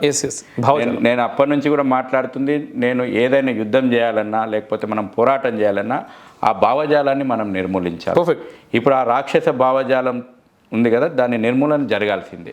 ఓకే, అండ్ ఇప్పుడు అయోధ్య అయిపోయింది, అండ్ మీరు అయోధ్య అక్షతలు ఇక్కడ పంచారు. అయితే నెక్స్ట్ మధుర, కాశీ గురించి అందరూ కూడా ఎదురు చూస్తున్నారు. మీరేమంటున్నారు వాటి గురించి? ఎంత త్వరలో మనం ఎక్స్పెక్ట్ చేయొచ్చు అంటున్నారు? కళ్ళ ముందర కనబడుతున్నాయి పునాదులు ఎవరివి, పైన గుమ్మటాలు ఎవరివి. కళ్ళ ముందర కనబడే సాక్ష్యాలు, పునాదులు మనయే, గోడలు మనయే, అహంకారపూరిత గుమ్మటాలు మాత్రం మతోన్మాదులై, విదేశీ మతోన్మాది. కాబట్టి ఆ విదేశీ మరకలను ఖచ్చితంగా మనం తొలగించాల్సిన అవసరం ఉంది. ఈ దేశం యొక్క స్వాభిమానాన్ని మనం పునర్నిర్మించుకోవాలి. ఏ జాతి అయినా ప్రపంచ చరిత్ర లోపల అనేక యుద్ధాలు జరిగినాయి, అనేక పోరాటాలు జరిగినాయి. కొన్ని వందల సంవత్సరాలు ఒక దేశం ఇంకొక పరిపాలన లోపల ఉంది. కానీ స్వాభిమానంతో కూడుకున్నటువంటి సమాజం మళ్ళీ తన యొక్క స్వేచ్ఛా స్వాతంత్రం పొందిన తర్వాత తనదైనటువంటి ఘనమైన చరిత్రను పునర్నిర్మించుకునేటువంటి ప్రయత్నం చేసింది. చరిత్రలో అనేకం ఉన్నాయి అట్లా. ఇవాళ మనం జాతీయ పునర్నిర్మాణం లోపల ఇవాళ మనం అయోధ్య రామ మందిరం ఎందుకు నిర్మించుకున్నాం? అయోధ్య మందిరం కేవలం ఒక మందిరం కాదు, ఈ దేశ స్వాభిమాన మందిరం. అందుకే చూడండి, రాబోయే చరిత్ర అయోధ్య రామ మందిరం యొక్క పునర్నిర్మాణానికంటే ముందు ఈ భారతదేశ చరిత్ర ఒక రకంగా ఉంటుంది. అయోధ్యలో మొన్న రామ మందిరం పునర్నిర్మాణం అయింది కదా, ఇక ముందు భారతదేశ చరిత్ర ఒక రకంగా ఉంటుంది. స్వాభిమానంతో చైతన్యంతో కూడుకున్నటువంటి సమాజం నిర్మాణమైంది. ఎందుకు ఇవాళ చిన్న పిల్లలు కూడా జై శ్రీరామ్ అని అంటున్నారు? ఎందుకు ఇవాళ కుహానా సెక్యులరిస్టులు బయటికి వచ్చి మరీ జై శ్రీరామ్ అని అనొద్దంటున్నారు? వాడికి వచ్చిన భయం ఏంది? ఈ పిల్లల లోపల వచ్చిన చైతన్యమే వాని భయానికి కారణం. రేపు వాని రాజకీయ పునాదులు, కుహానా సెక్యులర్ రాజకీయ పునాదులు కాలగర్భం లోపల కలిసిపోతాయి. కాబట్టి వానికి మిగిలేది సమాధులే. కాబట్టి దేశం యొక్క చరిత్ర, నిర్మాణాల చరిత్ర ప్రారంభమైంది కాబట్టి వాళ్లకు సమాధులు మిగులుతాయి. కాబట్టి వాళ్ళకి ఆ భయం, ఆ భావజాలానికి భవిష్యత్తులో మిగిలేది సమాధులే. కాశీ పునర్నిర్మాణం అవుతుంది, మధుర పునర్నిర్మాణం అవుతుంది. ఈ జాతి ఆకాంక్ష, కోర్టు ముందర ఉన్నటువంటి వాస్తవాలు, చట్ట ప్రకారం ఉన్నటువంటి అన్ని అడ్డంకులు తొలగించుకొని ఈ జాతి ఆకాంక్ష నెరవేర్చి తీరుతాము. అందులో నో డౌటు. ఇవే కాదు, ఈ దేశంలో 40,000 చారిత్రాత్మకమైనటువంటి మందిరాలు కళ్ళ ముందర ఉన్నాయి. ఏ ఆర్కియాలజీ సర్వే ఆఫ్ ఇండియా పరిధిలో ఉందనేటువంటి ఒక చట్టం ముసుగు లోపట ఇంకా మనం పోయి విరిగిన విగ్రహాలను, సగం కూలిన దేవాలయాలను దర్శనం చేసుకొని వచ్చుకుంటూ ఒక్కసారన్నా మనం ఆలోచన చేస్తున్నామా? ఒక్కసారన్నా మనం మనసు పెట్టి ఎందుకు ఈ రకమైనటువంటి కళ్ళ ముందర మన యొక్క విధ్వంసం ఏ రకంగా ఉందో ఇంకా చూస్తున్నాం కదా మనం. దీని నుంచి మనం భవిష్యత్తుకు ఎటువంటి ప్రేరణయాలు ఈ తరం ఇచ్చిపోవాలి. ఓకే, సమాధానం ఇచ్చిపోవాలి. మనం రాబోయే తరాలకు ఈ జాతి స్వాభిమానంతో కూడుకున్నటువంటి ఒక పునాదులను మొన్న రామ మందిరం, అందుకే ప్రధానమంత్రి గారు స్పష్టంగా చెప్పారు, ఒక కొత్త యుగ పరివర్తన జరిగింది. ఆ యుగ పరివర్తన మొన్న రామ మందిర ప్రాణ ప్రతిష్టతోటి ముహూర్తం ప్రారంభమైంది. ఇవన్నీ జరిగిపోతాయి, ఎవడేది ఆపలేడు. ఓకే, ఈ కారు కూతలు కోసేటోళ్ళు ఉన్నారు కదా, వాళ్ళకు కూడా తెలిసి ఆపలేమని. ఆపుతాము. చాలామంది అన్నారు రామ మందిరం ఎట్లయితుంది, మేము బతికుండంగా ఎట్లయితుంది, మేము బతికుండంగా రామ మందిరం నిర్మాణం ఎట్లయితుందో చూస్తామని మాట్లాడినటువంటి ఈ దేశంలో న్యాయశాఖ మంత్రులుగా పనిచేసినటువంటి వాళ్ళు, కాంగ్రెస్ అగ్రనేతలు, ఈడ కారు కూతలు కూసే ఓవైసీ లాంటి వాడు చాలామంది మాట్లాడారు. వాళ్ళందరూ బతికుండగానే అయింది, నిర్మాణం అయింది, ప్రాణప్రతిష్ఠ అయింది. రేపు వాళ్ళందరూ బతుకున్నప్పుడే వాళ్ళ కళ్ళ ముందరనే కాశీ పునర్నిర్మాణం అవుతుంది, వాళ్ళ కళ్ళ ముందరనే మధుర పునర్నిర్మాణం అవుతుంది. ఈ జాతి ఆకాంక్ష మేరకు చట్ట ప్రకారంగా ఉన్నటువంటి అన్ని అవరోధాలను తొలగించుకొని కావాల్సిన నిర్మాణాలు పూర్తవుతాయి. సూపర్. వచ్చి దర్శనం చేసుకొని పోండి. చాలామందికి అమ్మగారు ఇంకో విషయము, మా మూలాలు ఏందనేది ఇప్పుడు చాలా పెద్ద చర్చ జరుగుతుంది. అవును, అనేక వీడియోలు మనం చూస్తున్నాం. ఈ దేశంలో చాలామంది వాళ్ళ యొక్క మూలాలు తాత ముత్తాతలు ఎక్కడి నుంచి వచ్చారో ఎత్తుక్కుంటున్నారు. అవును, వెల్కమ్, గర్భాపసి రండి. మీ తాత ముత్తాతలు మూలాలు ఎత్తుకేటువంటి పని చాలామంది ఆలోచన స్టార్ట్ అయింది. అయోధ్య రామ మందిరం నిర్మాణం అయిన తర్వాత చాలామంది మా మూలాలు ఏందని వెతుక్కుంటున్నారు. ఓకే, ఇది ఒక మంచి పరిణామం. తర్వాత ఎక్కడ స్వేచ్ఛ ఉంది, ఏ మతోన్మాదం మా స్వేచ్ఛను హరిస్తుంది, ఎక్కడ సమానత్వం ఉంది. ఇవాళ చాలామంది ముస్లిం మహిళలు వీడియోలు మనం చూస్తున్నాం. అవును, నిన్న మొన్న కూడా ఒక వీడియో వచ్చింది. అవును, ఇవాళ ఎంత మతోన్మాదం అండి. ఇవాళ త్రిపుల్ తలాకు చట్టం తీసుకొస్తే తొలగిస్తే మనం మతోన్మాదులం అంటే వాళ్ళు అభ్యుదయవాదులట. ఈ మహిళా సంఘాలు చెప్పాలి ఏడవండుకున్నారు. వీళ్ళెవరు మాట్లాడరు. త్రిపుల్ తలాకు తీసేస్తే మనది మతోన్మాదం అంటే అది వాళ్ళది మత స్వేచ్ఛనట. ఇదెక్కడి అంటే సమానత్వం కొన్ని విషయాల్లో మాత్రమే కావాలి, యూనిఫామ్ సివిల్ కోడ్ మాత్రం వద్దు. ఇవాళ యూసీసీ గురించి మాట్లాడితే ఉత్తరాఖండ్ చట్టం తెచ్చింది. ఇవాళ నిజంగా యూసీసీ అమలైతే మొట్టమొదట స్వేచ్ఛ వాయువులు పీల్చేది ముస్లిం మహిళలు. ఎస్, ఇవాళ అది మాట్లాడితే మనమేమో మతోన్మాదులం, వాడేమో సెక్యులరిస్టు అభ్యుదయవాది. అరే సిఏఏ గురించి చట్టం తీసుకొస్తే ఇవాళ మనం మతోన్మాదులం అవుతారు, రోహింగ్యాకేమో రేషన్ వంచేమో సెక్యులరిస్ట్ అవుతారు. ఎస్, నీ తోటి హిందువు, నీ తోటి భారతీయుడు 1947 ఆగస్టు 15 కంటే ముందు స్వాతంత్రోద్యమంలో పాల్గొన్నటువంటి వాళ్ళు నువ్వు ఎవరిని అడగకుండా రాత్రి నీ పదవుల ఆకాంక్ష కోసం దేశాన్ని ఒక కుటుంబం స్వార్థం కోసం దేశాన్ని విభజన చేస్తే ఇప్పటికీ నడి రోడ్డు మీద మాన ప్రాణాలను పోగొట్టుకుంటా అన్నం లేకుండా ఉన్నటువంటి వాళ్ళు, అనేక రకాలైన అకృత్యాలకు గురవుతున్న వాళ్ళకి ఇంత ఆశ్రయం ఇస్తే మనం మతోన్మాదులము. వాడు ఈ దేశంలో ఉగ్రవాద కార్యక్రమాలు చేసేందుకు వచ్చినటువంటి రోహింగ్యాడు బంగ్లాదేశీ చొరబాటుదారులకు పోయి రేషన్లు పంచి వచ్చేటోడేమో సెక్యులరిస్టు. ఇది కదా హిందూ సమాజం అర్థం చేసుకోవాల్సింది. హిందువులు ఫస్ట్గా అర్థం చేసుకోవాల్సింది. హిందూ ఓటు బ్యాంకు పోయి బద్ధకం అయిపోయింది, పోయి ఓటు వేసేందుకు కూడా బద్ధకం అయిపోయింది. ఎలక్షన్ సమయం కాబట్టి చెప్తా ఉన్నాను, హిందూ సమాజంపై ఫస్ట్ ఈ దేశ హితం కోసం ఓటేయండి. మీరు ఆలోచన చేయండి. నేను ఈ పార్టీ ఆ పార్టీ అని చెప్తలేను. నీ దేశాన్ని, ధర్మాన్ని, సంస్కృతిని, నీ అస్తిత్వాన్ని కాపాడడం కోసం ఎవరు మాట్లాడితే వాళ్ళకి మద్దతు ఇవ్వండి. పర్ఫెక్ట్. ఎవరు ముందుకు వస్తే వాళ్ళకి ఓటేయండి. అప్పుడు రాజకీయాల లోపల ఆలోచన స్టార్ట్ అవుతాయి. ఓటు బ్యాంకు రాజకీయాలకు అప్పుడు పులి స్టాప్ పడుతుంది. నువ్వు ఇంట్లో వండుకొని ఓటు అయిన రోజులు, వాడు మతం పేరు మీదన ఓట్లు గంపగుత్తగా వేసుకున్న రోజులు, నువ్వు ఓటు వేసేందుకు పోయినటువంటి వాళ్ళని కూడా కులం పేరు మీద ఓట్లు, మతం పేరు మీద ఓట్లు, మందు కోట్లు, డబ్బుల కోట్లు చీల్చిన రోజులు నీవు సురక్షితం ఉండదు, దేశం సురక్షితం ఉండదు. అదే ఇప్పుడు సిఐఏ అన్నారు కాబట్టి మరొక మాట ఏంటంటే, నార్మల్గా ఈ దేశం అనేది అంటే హిందువులకు ఉన్నటువంటి ఏకైక దేశం భారత్ అని చెప్పేసి ఎవరైనా మాట్లాడతారు. అయితే భారతదేశంలో ఇప్పటికీ 8 రాష్ట్రాల్లో 9వ రాష్ట్రం కూడా యాడ్ అయింది, హిందువులు మైనార్టీలుగా ఉన్నారు. ఇప్పుడు అంటే ఈ మైనార్టీలుగా హిందువులు ఉన్నారు, జనాభా నియంత్రణ బిల్లు రావాలి అని చెప్పేసి మాట్లాడుతున్నారు. ఇప్పుడు హిందువులు మైనార్టీ కాకుండా మెజారిటీకి రావాలి అంటే హిందూ దేశంలో ఏం చేయాలంటారు? ఫస్ట్ పాపులేషన్ కంట్రోల్ బిల్లు అమలు చేయాల్సి తీరాల్సిందే. ఓకే, ఖచ్చితంగా 3వ సర్కార్లో మనం అది చూడాలని మాకైతే ఆశ ఉంది. ఓకే, మోడీ గారు కూడా 1000 సంవత్సరాల ఎజెండా అని ప్రకటించిండు పార్లమెంట్లో. మరి ఆ 1000 సంవత్సరాల ఎజెండా బాగానే ఉండాలని కోరుకుంటున్నాం. ఓకే, మొన్న పార్లమెంట్లో మాట్లాడుతూ చివరి సెషన్లో 3వ పీరియడ్ లోపల 1000 సంవత్సరాల లక్ష్యంతో ముందుకు పోతామని అన్నాడు. ఖచ్చితంగా అందులో పాపులేషన్ కంట్రోల్ బిల్ ఉంటుంది. లేకపోతే ఈ జనాభా ఇప్పుడు మనకేమో ఒకరు ముద్దు, ఇద్దరు హద్దు, కొంతమంది అందుకే అన్నారు వద్దు, హిందువులు 4-5 కనండి అని చెప్పేసి మాట్లాడే వాళ్ళు అట్లా చెప్తే కూడా ఎంతమంది వింటారు? అరే స్కూల్ ఫీజుల గురించి ఒక్కటి చాలనుకున్న రోజులు వచ్చాయి. నిజం. ఈ వ్యాపార ధోరణి, కార్పొరేట్ ఎడ్యుకేషను, అవును, ఈ కార్పొరేట్ హాస్పిటల్ల కారణంగా, ఈ దోపిడీ కారణంగా ఒక్కటి చాలు, ఒక్కడనే కానీ వానికి మంచి ఎడ్యుకేషన్, మంచి హెల్త్ ఇస్తే చాలు అనుకుంటున్నారు. పరిస్థితులు మనము ఒకదానితో ముడిపడి లేవు, అనేక విషయాలతో ముడిపడి మనం ఆలోచన చేయాల్సి. మనం పిలిపించినంత మాత్రాన అందరు పాటిస్తారు, ఇప్పుడు సమాజం అంతా కలిసి వస్తుంది అనేది లేదు. దానికి మంది ఎక్కడ పెట్టాలో అక్కడ పెట్టాలి. ఏదైతే పాపులేషన్ జిహాద్ నడుస్తుందో, పాపులేషన్ పెంచుకొని దేశాన్ని ఇస్లామిక్ కంట్రీగా చేయాలనేటువంటి ఒక కుట్ర జరుగుతుందో, అనేక ఇస్లామిక్ కంట్రీలల్లో ఫ్యామిలీ ప్లానింగ్ పాటిస్తున్నారు. ఇక్కడికి వచ్చే వరకు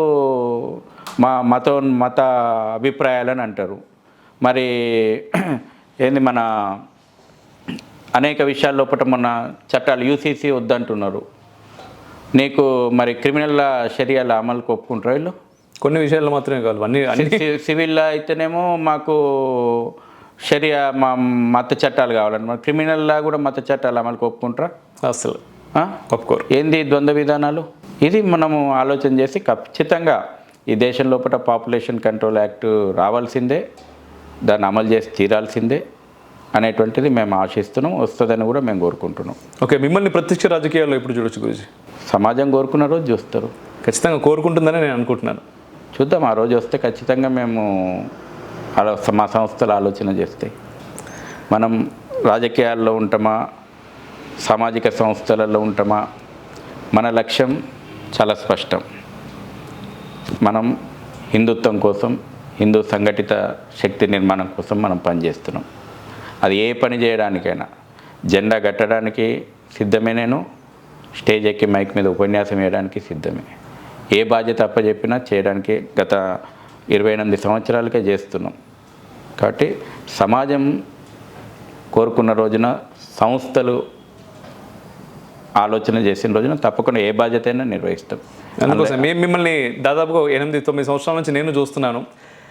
ఎందుకంటే చెప్పేది చేసేది రెండు ఒకటే ఉండే వాళ్ళు చాలా తక్కువ మంది ఉంటారు, దాంట్లో మీరు ఉంటారు. అందుకోసం అని చెప్పేసి మీలాంటి వారు ప్రత్యక్ష రాజకీయాల్లోకి వస్తే మాలాంటి వాళ్ళకి ఒక హోప్ అనేది ఇంకా మిగిలి ఉంటుంది. రాజకీయాలలో మార్పు వచ్చిన రోజున మాలాంటి వాళ్ళకు కూడా అవకాశాలు ఉంటాయి. రాజకీయాల్లో మార్పు అంటే ఇవాళ చూస్తున్నాం మనం, ఎలక్ట్రల్ పాలిటిక్స్ ఎక్కడికి తీసుకుపోయారు? కేవలం ప్రజాస్వామ్యాన్ని కూని అవుతుంది. ఇవాళ డబ్బులు ఉన్నోడే పోటీ చేయాలా, డబ్బులే ప్రధానం. ఎమ్మెల్యేకి పోటీ చేయాలంటే 50 కోట్లు 100 కోట్లు ఉన్నాయా? ఎంపీకి పోటీ చేయాలంటే 200 కోట్లు 300 కోట్లు ఉన్నాయా? సామాజిక కార్యకర్తల దగ్గర డబ్బులు, వాళ్ళను వీళ్ళతో ఎప్పుడు పోల్చలేం, ఏ రోజుకు సాధ్యం కాదు అది. కాబట్టి సామాజిక నేతృత్వాన్ని, ఒక ఫైటింగ్ నేచర్, మన గురించి నిలబడేటువంటి నేతృత్వాన్ని మేము గెలిపిస్తామన్నటువంటి రోజున ఖచ్చితంగా రాజకీయ పార్టీలు కూడా ఆలోచన చేస్తాయి. ఇవాళ రాజకీయ పార్టీలను కూడా తప్పు పట్టలేం. రాజకీయ పార్టీలను ఎందుకు తప్పు పట్టలేమని అంటే మరి జనాలు గెలిపియాలని అనుకుంటే నీకు ఒక కమిటెడ్ కార్యకర్తను నిలబెట్టిన రోజున జనం గెలిపిస్తారన్న రోజున రాజకీయ పార్టీలు కూడా ఆలోచన చేస్తాయి. ఇప్పుడు గెలుపోవటంలో నెంబర్ గేమే ప్రధానం అయిపోయింది. అవును. కాబట్టి రెండు రకాలుగా అటు రాజకీయ పార్టీలలో మార్పు రావాలా, ఇటు ప్రజల లోపల మార్పు వచ్చినటువంటి రోజున నిజంగా ప్రజలకు మేలయ్యేటువంటి విధానాల రూపకల్పన నడుస్తాయి. ఇప్పుడు రాజకీయాలు వ్యాపారం అయిపోయినాయి. ఇంత పెట్టుబడి పెట్టినాం, ఇంత సంపాదించుకోవాలి. చూస్తున్నాం ఒక్కొక్కటి, ఒక ప్రభుత్వం పోగానే ఒక ప్రభుత్వం ప్రభుత్వం పోగానే ఇంకో ప్రభుత్వం మీరు చేయలేదా, మీరు అది చేయలేదా? ఇప్పుడు పోటీలు విమర్శలల్లో ప్రతిపక్షాలు ఎవరు అసెంబ్లీలో చర్చలు జరిగితే మనము అధికార పక్షం ప్రతిపక్షం కౌంటరు చూస్తే మనకు తెలుస్తూ ఉంటుంది. అవును. కాబట్టి ఖచ్చితంగా అంటే నేననే కాదు, ఎవరైనా ఒక సామాజిక కార్యకర్తలు రాజకీయ క్షేత్రం లోపట అనే దేశంలో అటువంటి ఎగ్జాంపుల్స్ కూడా ఉన్నాయి. ఇప్పుడు ముఖ్యంగా మన దగ్గర సౌత్లో ఈ తెలంగాణ, ఆంధ్రప్రదేశ్, తమిళనాడు రాజకీయాలు పూర్తిగా భ్రష్టు పట్టిపోయినాయి. అవును. ప్రజలను అట్లా అలవాటు చేసేసారు. అదే మనం నార్త్కి పోతే అట్లా లేదు వాతావరణం. ఒక సాధారణమైనటువంటి వ్యక్తులకు టికెట్లు ఇచ్చినా ఏ రాజకీయ పార్టీ అయినా చిత్తశుద్ధితో పనిచేసినటువంటి వాళ్ళని ప్రజలు ఆదరించి, అంటే డబ్బుల ప్రభావం తక్కువ అక్కడ. ఇక్కడ మన దగ్గర డబ్బే ప్రధానంగా ఎన్నికలు నడుస్తున్నాయి. అది కూడా పీక్ స్టేజ్కి పోయింది. ఏదైనా విరగడం కోసం అంటారు కదా, పీక్ స్టేజ్కి పోయింది. ఖచ్చితంగా వచ్చే ఎలక్షన్ల వరకు ఈవెన్ పొలిటికల్ పార్టీలు కూడా ఆలోచన చేసే పరిస్థితి వస్తాయి. ఎందుకంటే కార్యకర్తలు ఏ ఉద్దేశంతో పనిచేయాలా? ఎక్కడో ఒక దగ్గర ఈ సంస్థలో పనిచేస్తే నేను నాదనుకున్నటువంటి లక్ష్యం, ఆశయం సాధన కోసం ఈ సంస్థలో పనిచేస్తూ నేను ఎదిగి నేను సేవ చేస్తా అనేటువంటి సంకల్పంతో ఎవరికి నచ్చిన పార్టీలలో వాళ్ళు పనిచేస్తారు. అవును. కానీ వాళ్ళు అన్ని పారాషూట్స్ అయిపోతున్నాయి. అదే నేను అడగబోతున్నాను. ఏ రాజకీయ పార్టీలలో కూడా పనిచేస్తున్నటువంటి కార్యకర్తలకు టికెట్లు వచ్చిన సందర్భాలు తక్కువ కనబడుతుంది, చాలా తక్కువ కనబడుతుంది. అన్ని పార్టీలు పోటీ పడుతున్నాయి ఒకదానికోటి. అవును. కాబట్టి అన్ని పార్టీలలో లీడర్షిప్లో ఈ చర్చ స్టార్ట్ అయింది. కాబట్టి రేపు రాజకీయ పార్టీల మనుగడ ఉండాలంటే కూడా కార్యకర్తలే కదా పునాదులు. ఖచ్చితంగా కార్యకర్త, సిద్ధాంతపరమైనటువంటి కార్యకర్తలు, అది ఏ పార్టీకైనా ఏ సిద్ధాంతమైనా. అవును. కాబట్టి ఖచ్చితంగా ఇది పీక్ స్టేజ్కి వెళ్ళిపోయింది. కాబట్టి ఖచ్చితంగా దీంట్లో ఆ మార్పు వచ్చే ఎలక్షన్ల వరకు కనబడుతుందని అందరం ఆశ. మార్పు ఖచ్చితంగా రావాలని మేము కూడా ఆశిస్తున్నాము. ప్రజల్లో కూడా మార్పు రావాలి. ప్రజల్లో రావాలి, రాజకీయ పార్టీల్లో కూడా రావాలి, రాజకీయ పార్టీల్లో కూడా రావాలి. ఎస్. అయితే సరిజీ ఇంకొకటి, ఇప్పుడు గోవధ నిషేధ చట్టం, దీని గురించి ఎంతోమంది మాట్లాడుతున్నారు. ఎందుకంటే గోమాతని ఒక దేవతలా కొలుస్తారు, ఒక తల్లిలా కొలుస్తారు హిందువులందరూ కూడా. కానీ అదే గోమాతని చంపుకొని తింటూ ఉన్నారు. మరి ఇది కొంతమంది ముస్లింలు కూడా మాట్లాడితే, వాళ్ళతో మనం మాట్లాడుతున్నప్పుడు వాళ్ళు అంటున్నారు ఏంటంటే, ఒక చట్టం చేయండి, చట్టం చేస్తే మేము చంపం కదా, అంటే మీ లోపలే చిత్తశుద్ధి లేదు అని మాట్లాడే వాళ్ళు కూడా కొంతమంది ఉన్నారు. మూర్ఖులు. చట్టం ఉంది, మన చట్టాన్ని ఎందుకు అమలు పరచలేకపోతున్నారు? చట్టాలే కాదు, రాజ్యాంగంలో ఉంది. ఓకే. ఆర్టికల్ 48లో పొందుపరిచారు. గో సంపదను రక్షించుకోవాల్సిన బాధ్యత ప్రభుత్వాల బాధ్యత అని. ఖచ్చితంగా ప్రభుత్వాలు ఆ దిశగా చట్టాలు చేయమని రాజ్యాంగమే డైరెక్షన్ ఇచ్చింది. ఇప్పుడు మన దగ్గర 1987 యాక్ట్ ఉంది, దాన్ని అమలు చేస్తలేరు కదా ప్రభుత్వాలు, కదా అమలు చేయాల్సింది. పోలీసులు కదా ఆ చట్టాలు రోడ్డు మీద పోతున్నారు. ఎవరైనా మన కార్యకర్త ఆపుతాడు, గోవులను అక్రమ వధశాలకు తరలించేటోడిని వదిలిపెడుతున్నారు డబ్బులు తీసుకొని. ఓపెన్ చెప్తున్నా నేను, ఎన్ని చెక్ పోస్టులు పెట్టినని పేపర్ ప్రకటనలు ఇస్తారు. బక్రీద్ సందర్భంగా మేము అడుగడుగున చెక్ పోస్టులు పెట్టినామని పేపర్ ప్రకటనలు ఉంటాయి. ఎవరి కళ్ళు కప్పి వస్తున్నాయి? ఎవరి అవినీతి కారణంగా ఓల్డ్ సిటీకి వేలాది గోవులు వస్తున్నాయి? చెక్ పోస్టుల దగ్గర అవినీతి కదా, పోలీసుల అవినీతి కదా కారణం. చట్టాలను అపహాస్యం చేస్తున్నారు కదా. పట్టుకున్నోని మీద వాని మీద కేసు పెట్టరా బాబు అంటే, అరే మీరు పదే పదే రోడ్ల మీదకి వచ్చి గోవులను ఆపుతున్నారు, మీరు న్యూసెన్స్ చేస్తున్నారు, మీరు కమ్యూనల్ డిస్టర్బెన్స్ చేస్తున్నారు అని చెప్పి కేసులు పెట్టి కమ్యూనల్ షీట్లు, రౌడీ షీట్లు హిందువుల యువకుల మీద ఎవరు తెరుస్తున్నాడు? నీ చేతగాంతనం కదా మా వాళ్ళు రోడ్ల మీదకి వచ్చేది. నువ్వు చేతనయ్యి నువ్వు చట్టాన్ని కరెక్ట్గా అమలు చేస్తే మా కార్యకర్తలు రోడ్డు మీదకి ఎందుకు వస్తారు? గోప్రేమికులు రోడ్డు మీదకి ఎందుకు వస్తారు? ఎందుకు నీకు వాడు పని కట్టుకొని వాడు అక్బరుద్దీన్ ఓవైసీ గోమాంసం మజా వస్తుంది, గోమాంసం తినండి అని కదా ఉద్రేకపూరితంగా ఉపన్యాసాలు ఇస్తే ఏమైంది? వాడి మీద పెట్టిన కేసులు సరైనటువంటి సాక్ష్యాధారాలు పెట్టక కదా వాడు బలాదూరుగా తిరుగుతున్నాడు. వాడు 15 నిమిషాలు టైం ఇస్తే ఇందులో ఊచకోత కోస్తా అన్నాడు కదా. ఏమైంది? నిర్మల్ సభ లోపట, నిజామాబాద్ సభ లోపట అన్నీ లేవా? కళ్ళ ముందర అన్న వీడియోలు లేవా? ఎందుకు ఈ పోలీసులు సరైన సాక్ష్యాలు పెట్టలేదు? దారుసలాం ఎజెండాకు దాసోహం అని చెప్పేసేసి అధికారంలో ఉన్నటువంటి టీఆర్ఎస్ పార్టీ ఇవాళ బీఆర్ఎస్ పార్టీకి దాసోహం అని చెప్పేసేసి ఇవాళ సరైనటువంటి సాక్ష్యాలు లేక కదా ఆ కోర్టుల కేసులు పోయినాయి. ఇవాళ కూడా మళ్ళీ ఏ పార్టీ అధికారంలో ఉన్నా ఆయన ఖర్జూరం ముఖ్యమంత్రితోటి నోట్లో పెట్టించుకుంటాడు ఓవైసీ ఇఫ్తార్ విందు లోపట. ఏ ముఖ్యమంత్రి ఉన్నా ఇఫ్తార్ విందు అవుతుంది కాబట్టి అలా దోస్తాను అట్లనే ఉంటుంది. ఏ పార్టీ అధికారంలో ఉన్నా ఈ రజాకారులు వాళ్ళ అండదండలతోటి అకృత్యాలు నడిపిస్తుంటారు. దానికి పులి స్టాప్ పడాల. మొన్న కూడా రజాకార్ సినిమా తీస్తే కూడా దాని మీద వివాదం. వాస్తవం కదా, పోదాం పాండి, ఏ పల్లెకన్నా పోదాం పాండి, వాస్తవాలు చెప్తారు. బట్టలు ఉడదీసి బతుకమ్మ ఆడిచ్చినటువంటి సంఘటనలు వరుసబెట్టి నిలబెట్టి ఒక కాలుస్తే ఎంతమందిని చీల్చుకుంటూ పోతుంది గుండు అని టెస్టింగ్ చేసుకుంటా రాక్షస ఆనందం పొందినటువంటి సంఘటనలు, ఊర్లు తగులబెట్టినటువంటి సంఘటనలు. ఎందుకు చర్యలు ఉంటలేవు? ఓటు బ్యాంక్ పాలిటిక్స్ కళ్ళ ముందే నడుస్తున్నాయి కదా. చెప్పేటోనికి సిగ్గుండాలి, ఇంటోనికి సిగ్గుండాలి అంట నేను. సిఏఏ మేము అమలు చేయము, సిఏఏ పేరు మీదనే ఇప్పుడు ఓటు బ్యాంకు మతోన్మాదం రెచ్చగొట్టేటువంటి ప్రయత్నం చేస్తున్నారు మంత్రులు ఉన్నారు. ఒకసారి నేను ఈ ఇంటర్వ్యూలో ఒకసారి అన్పార్లమెంటరీ వస్తుంది, నేను జనరల్గా ఈ పదం కూడా ఉపయోగించాను నేను. కానీ జరుగుతున్న పరిణామాలు ఒళ్ళు మండుతున్నాయి. చెప్పేటోనికి ఉండాలి, ఇంటోనికి ఉండాలి సిగ్గు. ఎవడన్నా పౌరసత్వం రాష్ట్రాలు ఇస్తాయండి? వీడు మంత్రులు ఉన్నాడు, వాడు సిగ్గు లేకుండా చెప్తున్నాడు, వాడు బుద్ధి లేకుండా వింటున్నారు. పౌరసత్వం ఇచ్చేది ఇండియన్ గవర్నమెంట్. మేము సిఏఏ మేము అమలు చేయమంటారు. ఇక్కడ తెలంగాణ వాడు అంటాడు సిఏఏ మేము అమలు చేయమన్నాడ, కేరళ వాడు అంటాడు సిఏఏ మేము అమలు చేయమన్నాడ, పశ్చిమ బెంగాల్ మమత అంటది సిఏఏ మేము అమలు చేయమన్నాడు, ఢిల్లీ కేజ్రీవాల్. చెప్పేటందుకు బుద్ధి ఉండాలి. పేపర్లు కూడా రాస్తున్నాయి. నేనేమన్నా అంటే వీడు బుద్ధి లేకుండా చెప్తున్నాడు. ఈ జర్నలిజానికి ఎక్కడ ఉన్నది బుద్ధి? పౌరసత్వం ఎవరికి ఇచ్చే రైట్ ఎవరికి ఉంటుందో తెలియకుండా ఇంత తాటికాయ అక్షరాలతోటి ప్రధాన పత్రికలలో సిఏఏ అమలు చేయము తెలంగాణ ప్రభుత్వం దాన్ని ప్రచురిస్తారు న్యూస్ అన్నట్టు. ఎవరిని మిస్గైడ్ చేస్తున్నారు? దేన్ని రెచ్చగొట్టడానికి మీరు ఈ వార్తలు ప్రసారం చేస్తున్నారు? వాస్తవం ఇది నిజం. అండ్ ఫైనల్గా గురుజీ, ఇప్పుడు ఎలక్షన్స్ వస్తున్నాయి అండ్ ఆంధ్రప్రదేశ్ తెలంగాణ గురించి మనం ముఖ్యంగా మాట్లాడుకుంటే ఆంధ్రప్రదేశ్లో కార్యకర్తలు చాలా కన్ఫ్యూజన్లో ఉన్నారు. అది మీకు ఆల్రెడీ తెలుస్తుంది, తెలియకుండా ఎలా ఉంటుంది. అండ్ తెలంగాణ విషయానికి వస్తే కార్యకర్తలకు కానివచ్చు అండ్ ఓటర్స్కి కావచ్చు, మీరు ఏం చెప్పాలనుకుంటున్నారు? నేను ఒకటే చెప్తున్నాను, హిందూ ఓటు బ్యాంక్, స్వదేశం స్వధర్మం ససంస్కృతి, ఈ దేశాన్ని రక్షించుకోవడం కోసం మళ్ళీ ఈ దేశంలో నరేంద్ర మోడీ గారి ప్రభుత్వం రావాలి, నో డౌట్ ఎట్ ఆల్. ఎందుకనంటే దేశంని ముక్కలు చేస్తామన్నటువంటి గఠబంధన్ ఒక దిక్కు, దేశాన్ని మళ్ళీ ప్రపంచ గురువుగా చేస్తామన్నటువంటి నాయకత్వం ఒక దిక్కు.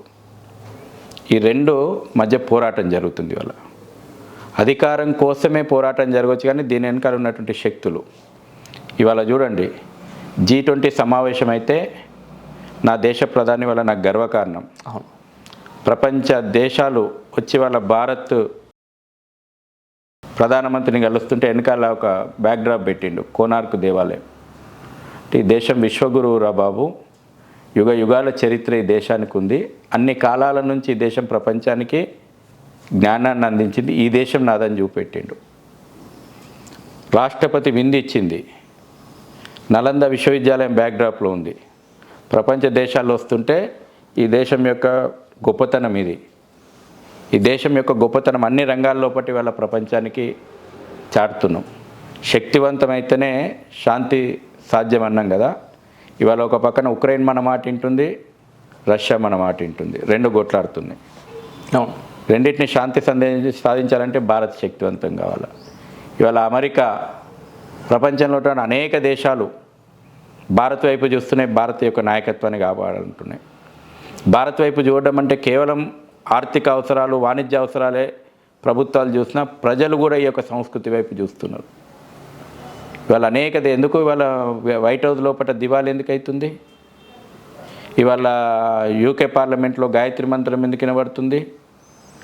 అనేక దేశాల లోపల దేశాధినేతలు భగవద్గీత నాకు ఆదర్శం అని ఎందుకు చెప్పుకుంటున్నారు? ఒబామా హనుమంతుని పెట్టుకొని ఎందుకు తిరిగిండు? యావత్ ప్రపంచం ఇవాళ మొన్న అయోధ్యలో ప్రాణప్రతిష్ఠ అయితే 168 దేశాల లోపల ఎందుకు కార్యక్రమాలు అయినాయి? ఎందుకు కాషాయం రెపరెపలాడింది?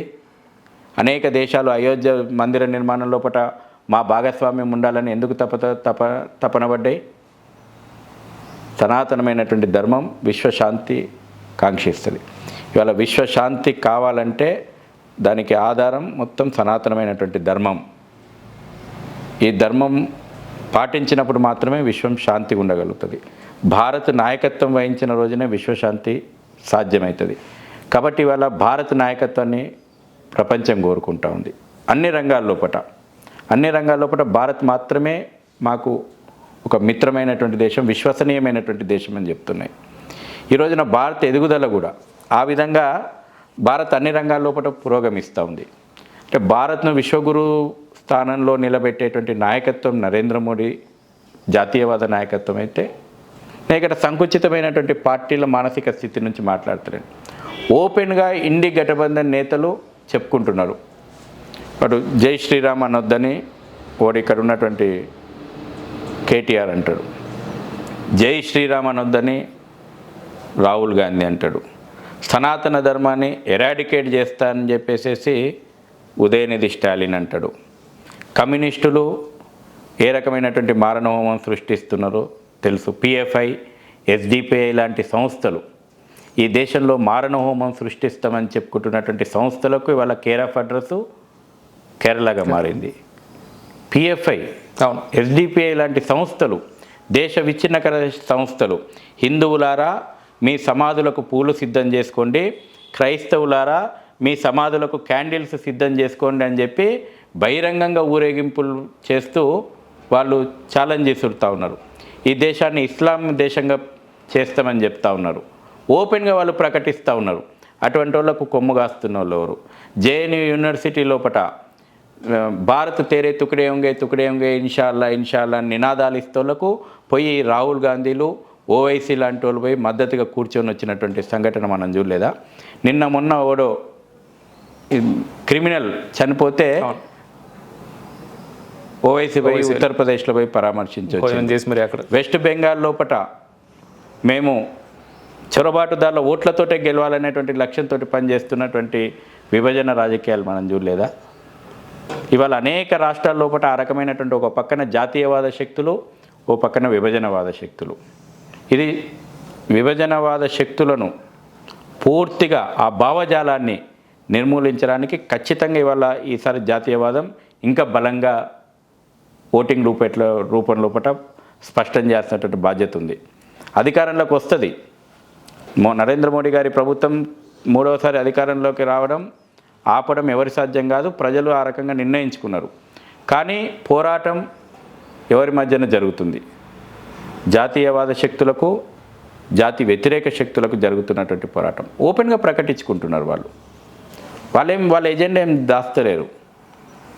వాళ్ళు ఈ దేశాన్ని వ్యతిరేకించేటువంటి శక్తులతోటి కలిసి భారత్ జోడో యాత్ర పేరు మీదన భారత్ను తోడో చేస్తామన్నటువంటి వాళ్ళతోటి నిస్సిగ్గుగా కలిసి ప్రయాణం చేస్తూ భారత్ జోడో అని చెప్తున్నారు. అది నమ్మాలనా? కళ్ళ ముందర జాతిని ప్రగతి పథంలో తీసుకుపోతున్నటువంటి నాయకత్వానికి నమ్మాలనా? అవినీతి లేనటువంటి ప్రభుత్వాన్ని నడిపినటువంటి వాళ్ళని నమ్మాలనా? పూర్తిగా అవినీతికి కేర్ ఆఫ్గా అడ్రస్గా ఉండి కుటుంబాల పాలనతోటి నడిపినటువంటి వాళ్ళను మళ్ళీ ఆపాలన రావాలనా? సామాన్యమైనటువంటి ప్రజల యొక్క అభ్యున్నతి కోసం పనిచేస్తున్నటువంటి పాలన రావాలనా? కుటుంబాల అభ్యున్నతి కోసం పనిచేస్తున్నటువంటి పాలన రావాలనా? లేదు ఇవాళ ఒక అబ్దుల్ కలాం కలలు కన్నటువంటి పాలన రావాలనా? యాకూబ్ మిమిన్ లాంటి మతోన్మాది కలలు కన్నటువంటి పాలన రావాలనా? జూలై 30, 2015 లోపల మీరు మీ విజువల్స్ లోపల వేయాలి. ఒక పక్కన రామేశ్వరం లోపల అబ్దుల్ కలాం అంత్యక్రియలు జరుగుతున్నాయి. ముంబై లోపల యాకూబ్ మిమిన్ అంత్యక్రియలు జరుగుతున్నాయి. రెండు ఒకటే రోజు.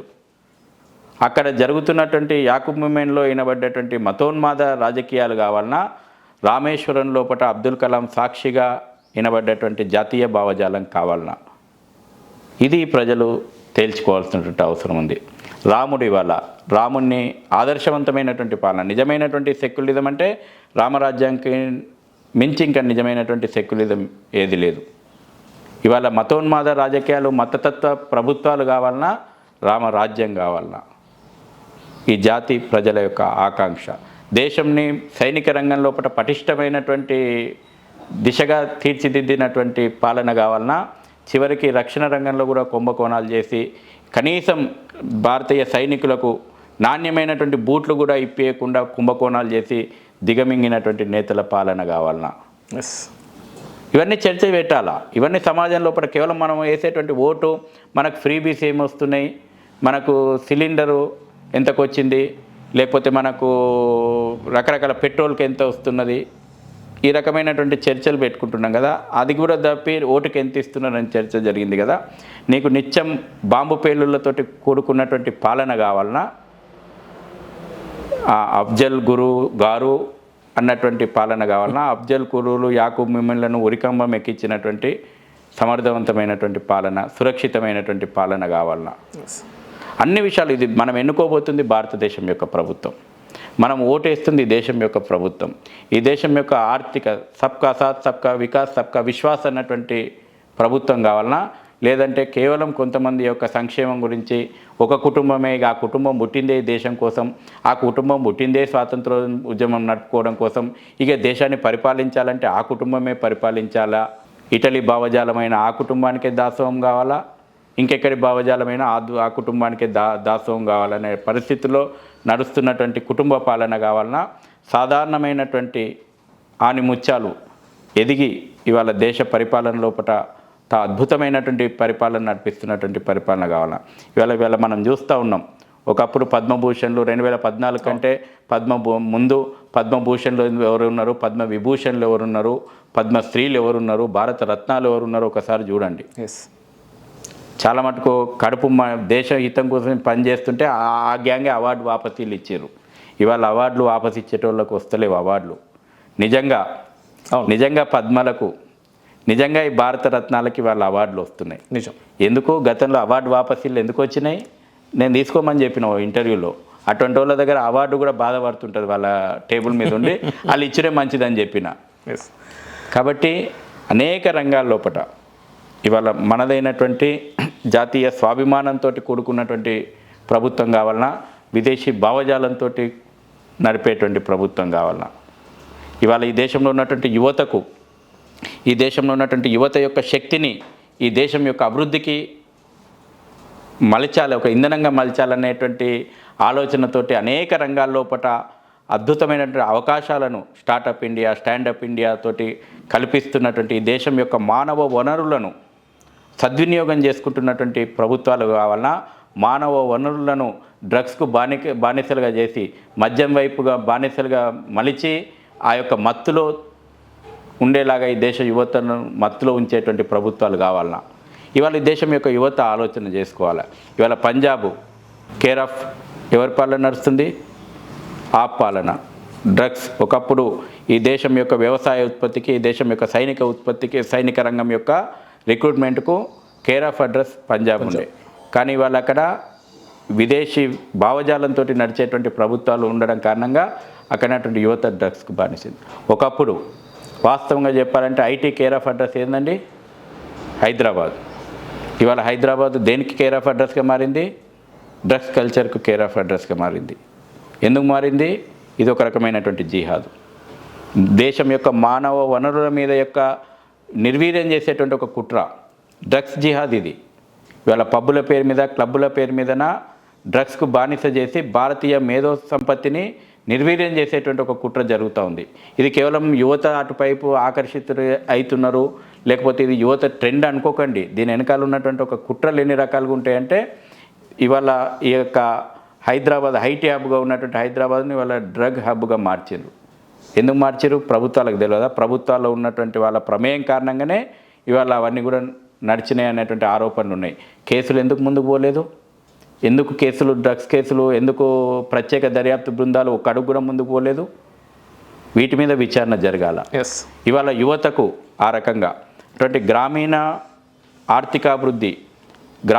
ఆర్థికాభివృద్ధిని పరిపుష్టం చేయడం కారణంగానే దేశాభివృద్ధి సాధ్యమన్నటువంటి ప్రయత్నం చేస్తున్నటువంటి నరేంద్ర మోడీ ప్రభుత్వం కావాలన్నా గ్రామాలను గాలికి వదిలేసినటువంటి పాలన గతంలో మనం చూస్తున్నాం. అటువంటి పాలన మళ్ళీ మనకు రావాలన్నా, మహిళా సశక్తీకరణ యొక్క దిశగా అడుగులేస్తున్నటువంటి నరేంద్ర మోడీ గారి ప్రభుత్వం కావాలన్నా, లేదు మహిళా శక్తి అంటే అసలు మహిళలు మనం చూస్తున్నాం. స్వయంగా మహిళా ముఖ్యమంత్రి ఉన్నటువంటి మమతా బెనర్జీ పాలన లోపల మహిళలను టీఎంసీ గుండాలు తీసుకుపోయి కార్యాలయాల లోపల రోజుకు మీరు రావాలి, మీరు ఇక్కడ పండుకోవాలి అని చెప్పి అకృత్యాలు చేసినా బయటికి వచ్చినటువంటి సంఘటనలు చూస్తుంటే అసలు దుఃఖం ఆగదు.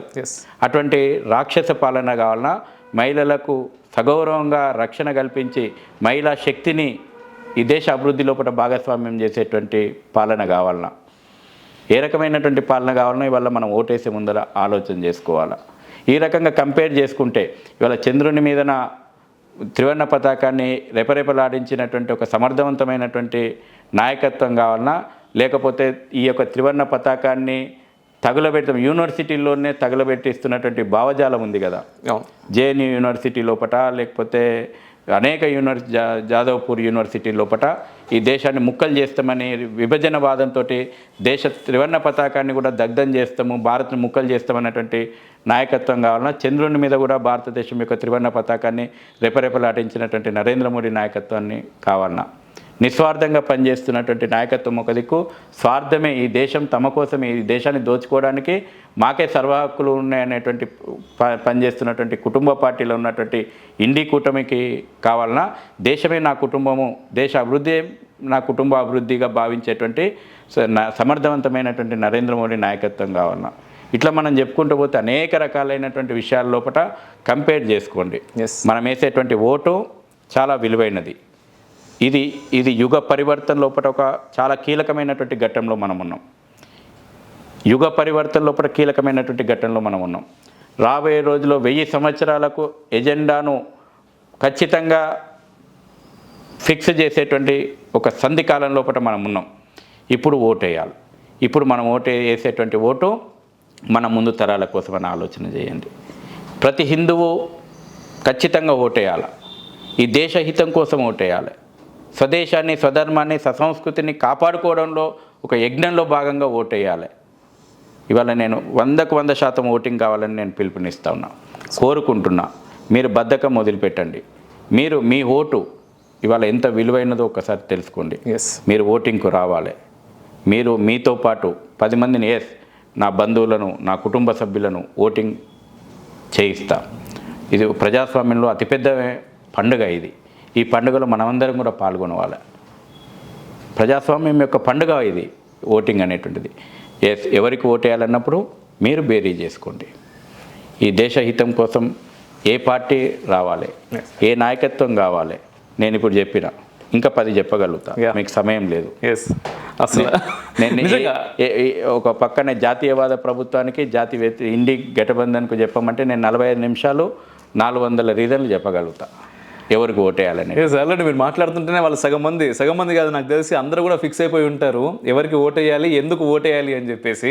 అనర్గళంగా మీరు చెప్తా ఉంటే నిజంగా ప్రతి ఒక్కరూ మీరు చూడడం మాత్రమే కాదు, ఖచ్చితంగా మీకు తెలిసిన వాళ్ళందరికీ కూడా ఈ ఇన్ఫర్మేషన్ని షేర్ చేసే ప్రయత్నం మీరు చేయాలి. ఎందుకంటే మనం సార్ ఇంతకుముందు చెప్పినట్టుగా ఓటు వేసిన తర్వాతే మీరు ప్రశ్నించవచ్చు. మీరు ప్రశ్నించాలి అంటే ముందు ఓటు వేయాలి. అండ్ ఓటు వేసేటప్పుడు మీరు ఎవరికి వేస్తారు, ఏంటి, ఎందుకు అనేది సార్ చెప్పారు. నేను ఎవరికి వేయాలో నేను చెప్పాల్సిన అవసరం లేదు, మీరు ఆలోచించుకొని వేయండి. భారతమాతకు పూజ చేయడానికి ఓటింగ్ కేంద్రానికి పోయి మీరు ఓటు వేయండి.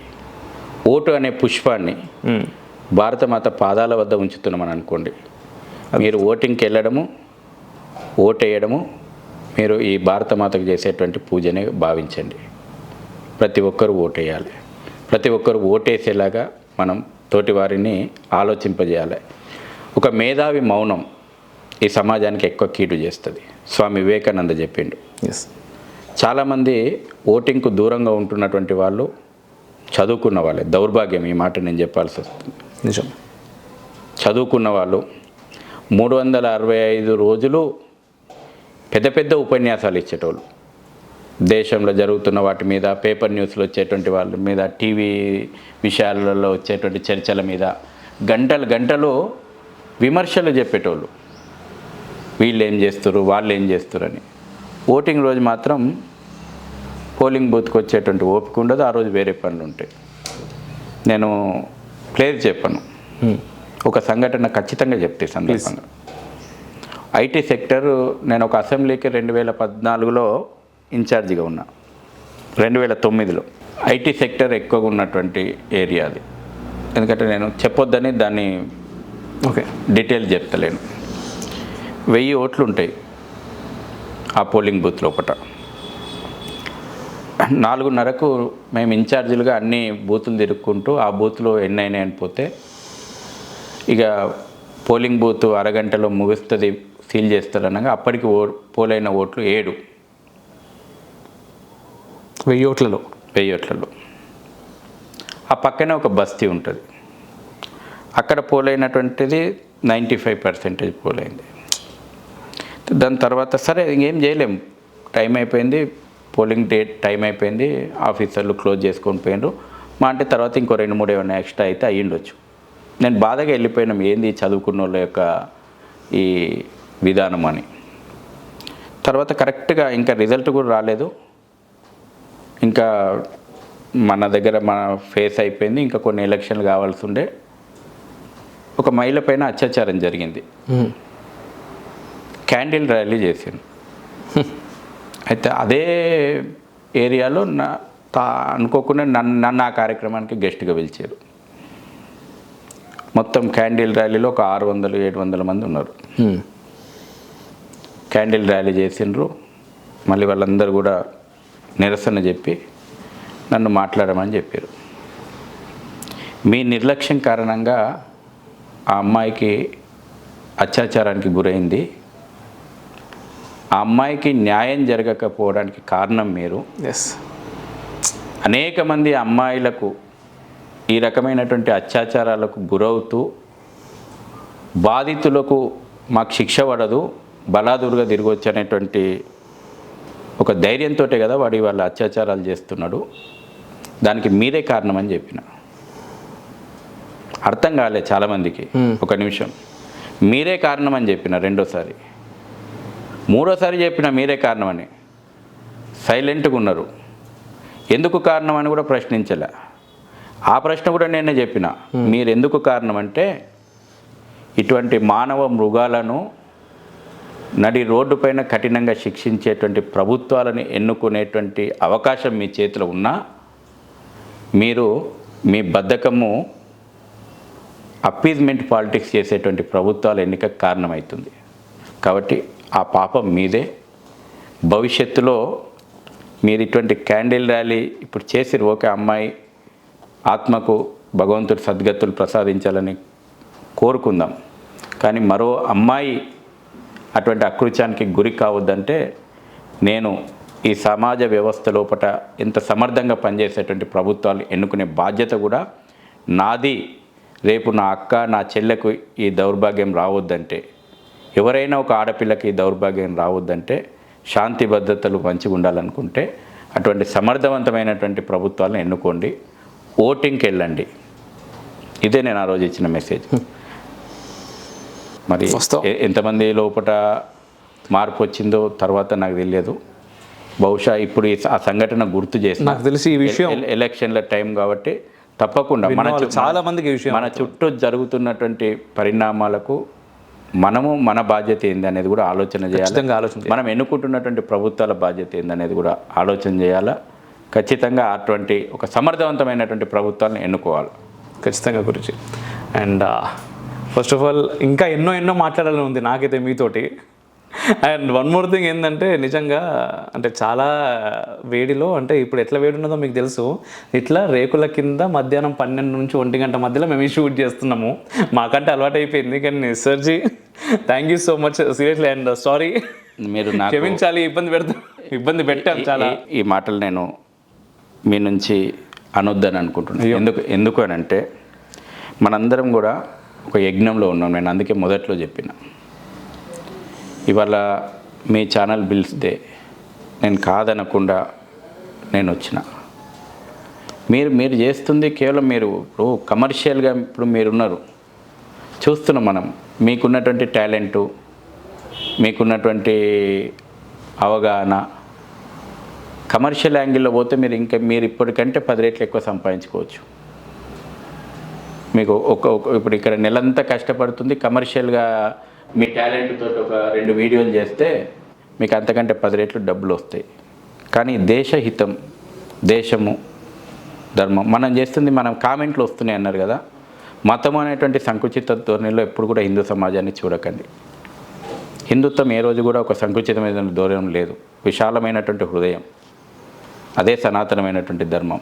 అందుకే హిందువులకు పదే పదే చెప్పిన, హిందువుగా జీవించే రోజున అర్థమవుతుంది మనం ఏ సమాజం గురించి పనిచేస్తున్నాము.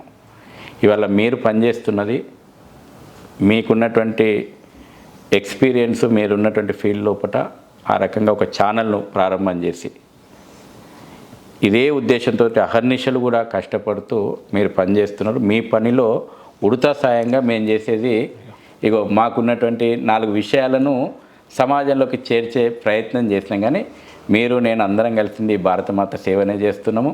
తప్పకుండా అనేక నిరాశలు ఎదురైతాయి మనకు. ఈ విషయం కూడా నేను చెప్తున్నాను. ఈ ఛానల్ చూసేటోళ్ళు కూడా ఈ విషయం కూడా చెప్పాలి. మీరు మనం చేస్తున్నటువంటిది పని చాలా కఠినమైనటువంటి మార్గం. ఓసారి మన పక్కనోళ్ళే మనం చాలా విషయాలు ప్రశ్నలు అడుగుతుంటారు. అసలు మీరు ఏం చేస్తున్నారు, చాలా టైం వేస్ట్ చేస్తున్నారు, వేస్ట్గా చేస్తున్నారు. అవును. కానీ ఖచ్చితంగా మనం చేస్తున్నటువంటి పని దేశ కార్యమే. ఇది అనేక నిరాశలు ఫస్ట్ మనకు ఆశ కంటే నిరాశలు ఎక్కువ ఎదురవుతాయి. సహాయం కంటే నిరాకరణ ఎక్కువ ఎదురవుతుంది. అయినా మన లక్ష్యం ధర్మకార్యం కాబట్టి అంతిమ విజయం మనదే. కాబట్టి ఈ పనిలో కూడా మనం ఎన్ని కష్టాలు వచ్చినా, ఎన్ని నష్టాలు వచ్చినా, ఎంత నిరాశ ఎదురైనా ఆత్మవిశ్వాసంతో మనం ముందుకెళ్ళాలి. తప్పకుండా మనందరి ప్రయత్నం కారణంగా హిందూ సింహాలు జూలు దులిపేటువంటి రోజు మన కళ్ళతోటి చూడాలన్నంత వేగంగా మనం పని చేసుకుంటూ పోవాలి. ఎస్ చూస్తాం, ఖచ్చితంగా చూస్తాం. నాకు ఆ విశ్వాసం ఉంది. మన కెమెరాలతోటి ఆ సింహాలను షూట్ చేసేటువంటి రోజు చూద్దాం. ఖచ్చితంగా. జై శ్రీరామ్. జై శ్రీరామ్. మీ బ్లెస్సింగ్స్ ఉండాలి. జై శ్రీరామ్. జై శ్రీరామ్. శత్రుమూకల చెర నుండి దేశ రక్షణ నీ ధ్యేయమైతే నీ అవసరం ఇక్కడుంది. Please do subscribe, like and share. దద్దరిల్లేలా పక్కనున్న గంట కూడా కొట్టుర్రి.